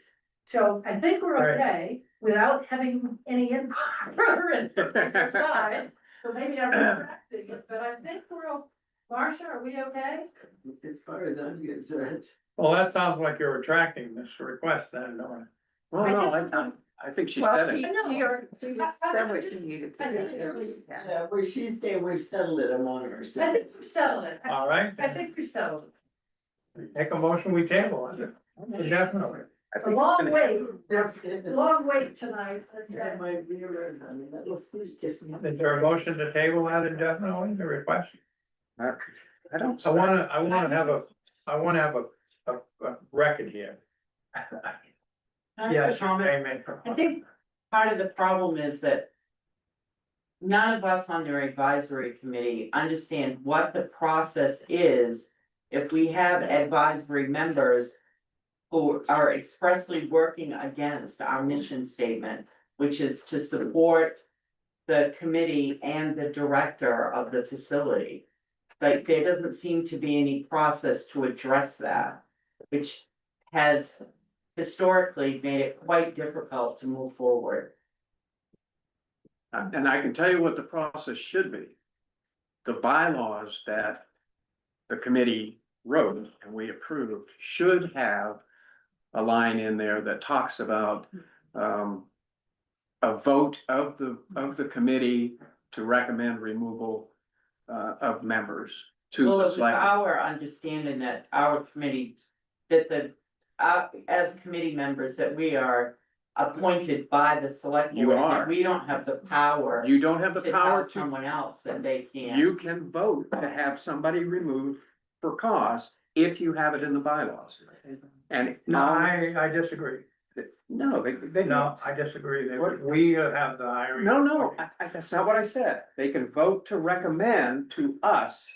Yes. To have it, Yes. that, and every committee I've ever been on, there's a line in there that the committee, and sometimes it's by 50%, sometimes it's by 3/4. Maybe a higher bar for it, but there's usually a line in there that says, if you have cause to ask somebody to be removed, this is the process you do it. So I think that needs to be added to your bylaws. Well, they could make that request even absent of it in the bylaws. If the majority of a committee chose to. Well, yeah, they'd have to have a vote on it. Right. Yeah. Right. I just. Oh, but that's a different question than what was presented. Oh, yeah, I agree. Yeah. But I don't think we need to, I mean, this is discussed the request, and I think we've discussed the request. I'm good with it. You don't think we need to table it? No, I don't think so. Well, okay, I'd like to have items disposed of. Now there's no record of what the. Sure it is, it's in the, we discussed it, right? It's in the minutes. Oh, there's 8, he's been waiting there. Oh. Who's that? The fence at the lower schoolhouse. Oh, I'm sorry. I didn't know there was someone waiting for the fence. We were just waiting for I to talk about the fence. Oh, I didn't know that. You should have spoke up and. Well, they do. Earlier, I think it got confused with Buck. We are not Yeah. Buck. Oh, okay, yeah, yeah, okay, we're trying to figure out who owns that dilapidated fence. Well, our understanding was the town owned it. We bought the property in 2024. So the fence goes all around the history, or 23, sorry, it goes around History Center and Yeah, all the way to 73. It's on part, partially on part of our property. And it kind of goes around the side of Buck's property. So right now, I think there is, we're kind of just here to hear the discussion, but our understanding is not our fence. But it is starting to fall down on all sides. Oh, yeah. Yeah, and my understanding is from the research I've done, is it belonged to the Historical Society. And they're the ones that erected it. I don't know if that's true or not, but under the new terms of the lease, we're responsible for everything outside. So now it would be the responsibility of the town, that's how I read it. Is, you guys see it the same way? Huh? So why did we ever do that? Well, the Yeah, but lease- I don't know, agree. the lease, I agree. I'm not questioning the motivation behind the lease, I'm just saying that's what the lease. Yeah. I actually dug the lease out and read it, it says we're responsible for the outside. I'm willing to volunteer my pickup truck, I can't get down there and. Bring my chainsaw and stuff right at this point in time, and the hard part is getting the posts out, because we did a similar thing down to the Oceanville Cemetery. You don't need a chainsaw to get the post up, they're falling over. The first couple of years, I did try to repair it. As time would go on, it just got worse and worse, so, and of course, this winter it's gotten really bad. I will, if we can arrange it, I'll certainly help load it into a truck. Okay, I can't help because I'm on a wire and just, but I can drive the truck and volunteer my truck. So if you're willing to load it onto my truck. Well, there's, I could even stack it Yeah. and some people, some other volunteers, if it's, doesn't coordinate with a day that I can do it, or, Okay, yeah, and the worst of it is up front. yeah. well, I think it's all pretty bad, because when Well, it is. if you drive around, it's falling down Yeah. on Buck's side as well. Yeah, but I would be hesitant to take it down over there without involving him in the discussion. Okay. You know what I mean? Yeah, I think anything that's running along our property and shared, I think it's right on the property line of us and History Center based on our survey. So I mean, it's like, Yeah, I'm pretty sure the Historical Society put it up, but it was town property. So, yeah. is that a solution? Hmm? Cause I don't wanna kick this Yeah. around for 3 meetings. Okay, thank you, and again, I'm sorry, I didn't realize, but maybe you found it entertaining. Well. All set? So do we need to do anything to just organize it or? Could you maybe shoot the town office your email address for me, John Spear? And then I'll respond and we can go from there. Okay, Thank you. yeah, Richard. Yeah, John, there's no concern about stump fees for removing the fence. Yeah, I'm not even sure it'll go to the stump dump. I was thinking that we could maybe offer it free for out back for, open pit. Firewood, if someone wants to take it, then, we could put it in a pile. It might be a hard sell. Huh? It might be a hard sell. Really? Oh, yeah. I'd use it in my fire pit if I wasn't, if I could lug it. It's a good idea, John. Well, I think we're assuming it's the town's responsibility that, Yeah. but that would waive the fees, so. I mean, we put other stuff up to town. So, But we'll send her information. Thank you. okay, thank you. Okay, what do we got? We got. The septic. Yeah, I make a motion, we authorize the clerk. Deputy. Or the deputy clerk to execute the contract with this septic disposal facility. I'll send it back to them. Is there And did the price go up or is it No. pretty much? there again, Which is really strange, because everywhere else it's going up. Yeah, transfer station, it went up, They like. airport, it went up. Will we get a second? Yes. Okay, further discussion? All those in favor? all set, thank you. What about, the adjustment for Pam Boyd, term date with that? Yeah, what, do we know what it is? I don't, It was the same date Beverly would have been. so do you remember what Beverly got? She's got, I don't. Cheat sheet. No, I'm looking at something different. Oh, Subject- No, I don't know what. Can we look it up real quick, cause I don't wanna put it on the agenda, cause everybody will be up in arms about it.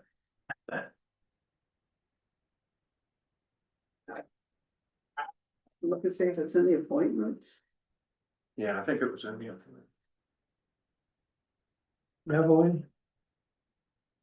Yeah, it would have been right after, well, I don't know when that committee was created. Are you here for a particular issue? I guess public comment at the end if you're having. Oh, no, we had it at the beginning, but Oh, we don't since you sat here all night, What one to talk about? we'll let you have. As a matter of fact, Finish whatever you need to. Well, I think this is. I'm sorry, we had it, we always have it at the beginning, so. Right. Yeah. Well, Terry, while you're looking, I'm gonna ask this gentleman to do public comment, all right? Okay. Yeah, go ahead. Sure. So, I know Jeff, but my name's Will Eustace. I'm on the Thomaston Select Board and also represent Thomaston on the bulk, the transfer station. And I know that we had Kara had sent out that email inviting everybody and it had gotten shut down. But I just really wanted to express the fact that we're not trying to, all we're really trying to do is get all the towns to look at the 20-year-old interlocal agreement and get as many of us as we can into the same room to talk about things. And I do want to invite, I know you already know about the meeting on the 23rd, but the two of you as well. We have a meeting on the 23rd at 6 in Thomaston. Who's we? The board. The transfer station. Okay, yeah. And I'm not sure, cause I had asked for an invite to come out, but it's not gonna happen. That's why I'm here. But there may be a meeting after to discuss the findings of the bulk waste committee and which is the second one, but yeah, I'm not sure what any of your thoughts are on any of it. Is really what I'm looking to get is. Well, I was actually on that bulk waste committee, but I ended up having a liver transplant in October, and I'm still. Right. I spent most of my winter in Boston on my back, so, I didn't participate very much. That's fine. So. Well, there was only one more meeting after that, so I mean, Just So anyway, decide if you want us to sign this. What is it? so I'm always Balance, willing to and discuss that's the things, amount I don't know, Jeff, if you're, I mean, you're more. Well, it was a brouhaha that didn't need to happen. Right. That's aside from that. right, there's, I could put. It's a turf issue, And purely a turf issue. it's. I just need to make it very clear that our intent with trying to organize this was really just to get all of the towns together to discuss this. Cause I now that I have it, all the bylaws and the interlocal agreement and any other contracts that have been signed, I have a lot of questions and a lot of it's just very outdated and Yeah. I just want as many people representing all the towns as possible talking about it. My personal recommendation is work that through the board though, because that board is a separate entity. It is not a town entity. Oh, yeah. It's called a quasi municipal entity on its own. Yeah. So other townspeople doing things about that board is inappropriate. So the board should be driving that. Is it the board that signed the interlocal agreement or was it the select board? No, the towns signed the interlocal agreement, but what the interlocal agreement does is establishes that board and that entity. All right. Okay, so basically the towns have already done it, they're done. Yeah. It's now that board and that entity. And so if we're gonna change the interlocal agreement, if we're gonna do something about that entity, it needs to be done by that entity. Right. You can't have another entity making rules for an entity that stands on its own. It's not a town board, it doesn't belong to South Thomaston or Thomaston or Owl's Head. It's a separate entity Okay. with a board that has representation from each of the two towns in accordance with the interlocal agreement. But in all the years I've been here, I've never heard that board call a meeting of the 3 towns. Ever. No, but And perhaps that's an open. Another point of it was Cushing wants in, Right, yes, which has been talked about for a long time, and, Yeah. you know, I'm new to the select board, I've been on various boards for years, but. I just wanna see what needs to be done to get that thing. Get input from everyone, not just. The people, I mean, there's also no select board member from Owl's Head right. on the board, which is in the bylaws and the interlocal. But that's a recommendation. Right, yeah. So they can appoint somebody who's not a select board member. But the board was moving with Cushing. Cushing was coming to all the meetings. Every time they send out an agenda, they send it to each of the towns. Right. So. So there's always an opportunity for the towns to come and visit. And they had one way back when they started talking about this was before I got back on the board.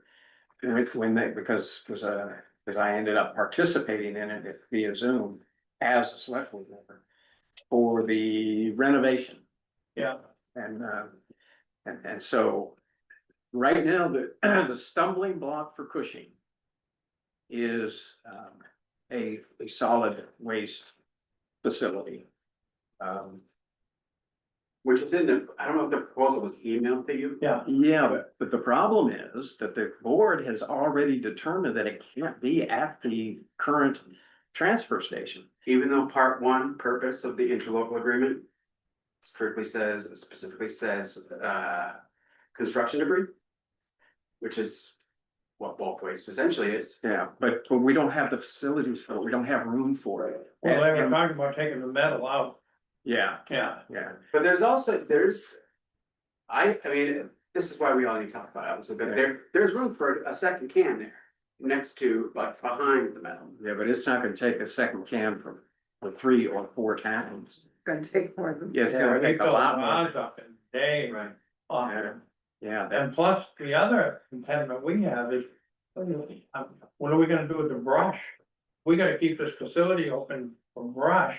and why would we? Why bother? I mean, all our savings, Right. just, you know, we still gotta hire someone and, so I don't think there's room on that site for brush for 4 towns. I don't even know if the other towns take brush. We do and have for a long time. And I think it'd be hell to pay if we didn't.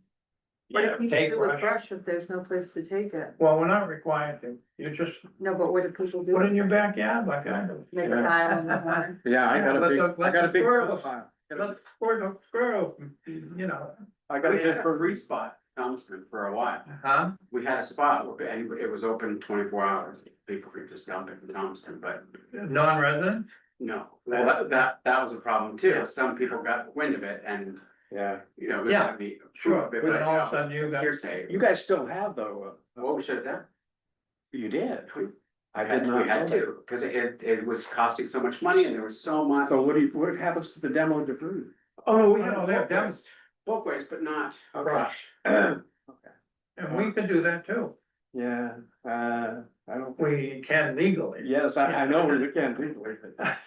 I'm not sure, I haven't seen the numbers from the other either, what they're paying for bulk waste, but. Yeah, I think brush is a pain. Yeah, brushes, because you really can't burn it anymore, although. No. And you need so huge amount Yeah, to pile to make it worth your while to have someone come down Down and chip it. and mobilize and chip it. And we're doing okay now, cause Jimmy's got that roadside machine and he's chipping it with that, not really shredding it is a better word. Yeah. Yeah, but that's been the stuff, from the beginning, that's been the stumbling block for Cushing is Yeah. finding a place for them to do their bulk waste and stump dump stuff.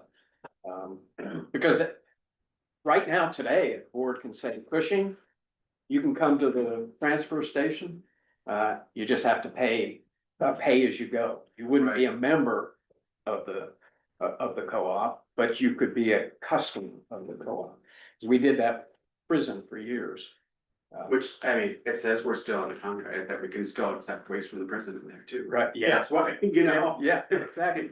And we may wanna leave that in there, What, the prison? yeah. Yeah. That Maybe you have the ability to accept waste from them on a pay-as-you-go basis, not as a member, but, yeah. Well, and the reason they got out of it is because we were overcharging.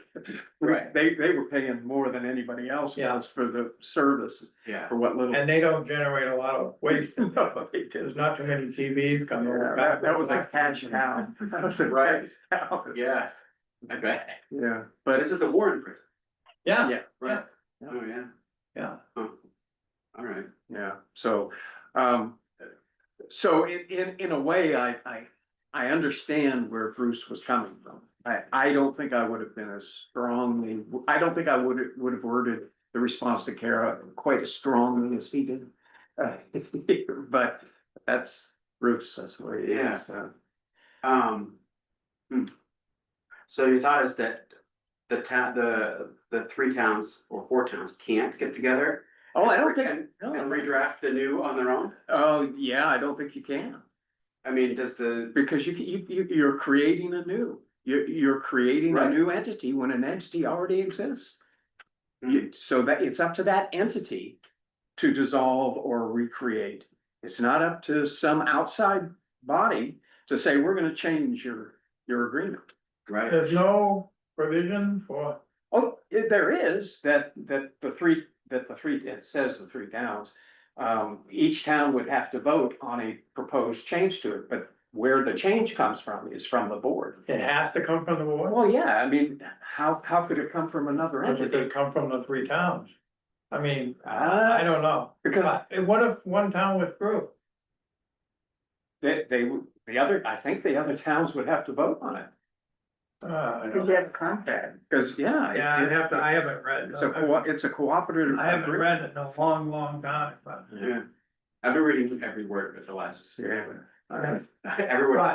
But certainly, someone like Jeff could go to the board and suggest that the board hold such a meeting. Exactly. That's would be an appropriate way to do it. Right, Yeah. So what our intention was a workshop.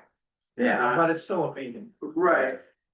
But yeah, you know, But because I can tell you, Bruce felt, and he was not the only one, there were other folks on the board who thought that Tara was stepping on their toes and infringing upon their responsibilities. right, So, yeah, so, yeah, And it probably wasn't even her. She was probably just doing it in the direction of, I don't know. so, and like we did with the committee that you were on. The board said, yeah, we'll create this committee and anybody from the town can be on it, and the committee went off and did its thing. There's a bulk waste committee? Yeah. Oh, but I then- only attended one meeting. Yeah, I know. But then their responsibility, that bulk waste committee's responsibility is to come back to the board and report on what they've done, because they formed the committee. It's a committee under the board. It's not a committee under the town. So what did the committee report to the towns? I was No. kind of out of it for a while, so. we went to the board first. We brought it to the last meeting. Oh, see, I wasn't at the That's last. the bulk waste committee, Yeah. you did, okay. Yeah, Then was that before Kara's? Yeah. It was. Hmm. Yeah, see, I didn't go to the last meeting. This was like a week before, we Yeah. went to Kara, showed it to her. Hmm. But, All right. yeah, I'm all for us getting together, because the whole process of bringing Cushing in, which I think is gonna be good for all the town. Of course, But the process for that is complicated and time consuming. I mean, the requirements for all the town meetings and votes and syncing up with the town, and it's. Everything's gonna need to be rewritten. Yep, To include that extra word. Yeah. For all the titles and everything. yep, The deed will need to be redone, there's a land trust as well. That, you mentioned that before, I've never heard of that. yeah, I can show you, I went and looked at the property card and all this Yeah. stuff at one point. And I scanned it all, I have all the digital copies of all the stuff. Yeah, I'd like to see that.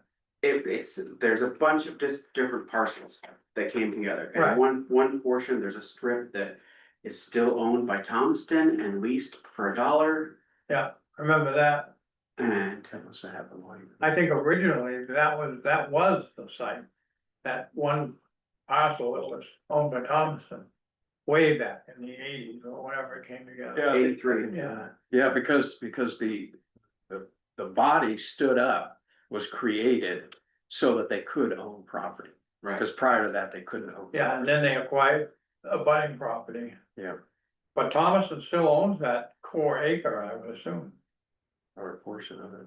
Do you, Right. did you see that in the? I'd have parcel to card? Yeah, look at which portion it is. Yeah. But, and then the other thing with that property is we can't get any bigger. Cause we're surrounded by wetlands. I know, yeah. and popes, Yeah, stuff over there. right. But, I thought there was a land swap between. oh yeah, it was a reclassification, like, so where there was an agreement where we would reclassify one part, one section of land, and then they would do theirs, and like, we did ours, but they're like, no, never mind. Oh, And didn't do it. okay. I read, there's a big thick binder on the whole process of how that didn't work. Yeah. Well, we've got a executive. Yeah, I get it. So, But yeah, thanks for your time, and yeah, yeah, we're having a meeting on the 23rd. You know, that's the board. OHSTT board. Yeah. Yeah, The board, but they are opening it up, they're encouraging us like. okay. Yeah. All right, and is there gonna be information coming out on that? I thought there was, because you sent him a note about it. Sent Bruce a note, and I thought he was amenable to. My requested public comment at the end was denied, and he's, by him saying, I was planning on having a separate meeting after the meeting, just to discuss, to open up for public comment only on both boards' comments. So we recently changed, so we put public comment beginning and the end, We did that here for a while, but it was a waste, right? it was a waste of time. Yeah. Because people wanna come in. They wanna say what Say they what they wanna say. say, leave. See, we had the opposite, people wanted to talk about what was talked about. Oh, Yeah, yeah. I see that. We always let them talk at the. During it. Yeah. Yeah. Okay, Yeah. do we have everything, Terry, do you know? Okay, thank you. Thank you. I Did we asked get a her, hand? I asked Bev she said her term was 3 years, And so, So, so it would end in 28. okay. So is there a motion to, point who we done to, no, we already appointed her. Do we to need- designate her. Designate Sure. her term. Yeah, that's ending in 2028. Okay, So, second, all in favor? So, I don't know if Pam has an appointment sheet filled out there or not, that was kind of, She does, Hannah was, she does, huh? she does, and it says it's good until the town meeting the 26th. Oh, what's wrong then? So I'll fix that. Okay, What was his name? William Eustace. Willis Eustace. Willis, Was it Willis or William? Willis, I'm pretty sure it's Willis, Eustace, And what did he- EUSTIS. What did he say? He wanted to discuss the transfer station co-op. but no, Yeah. Okay, Okay, where's the rest of that? okay, is there a motion to go into executive session? I make a motion that we enter into executive session to discuss personnel matter pursuant to 1 MRSA 405 6A.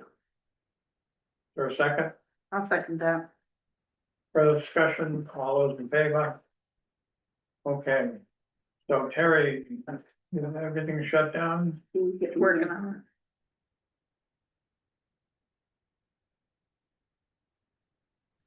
I'm so tired, I'm not sure I'm gonna be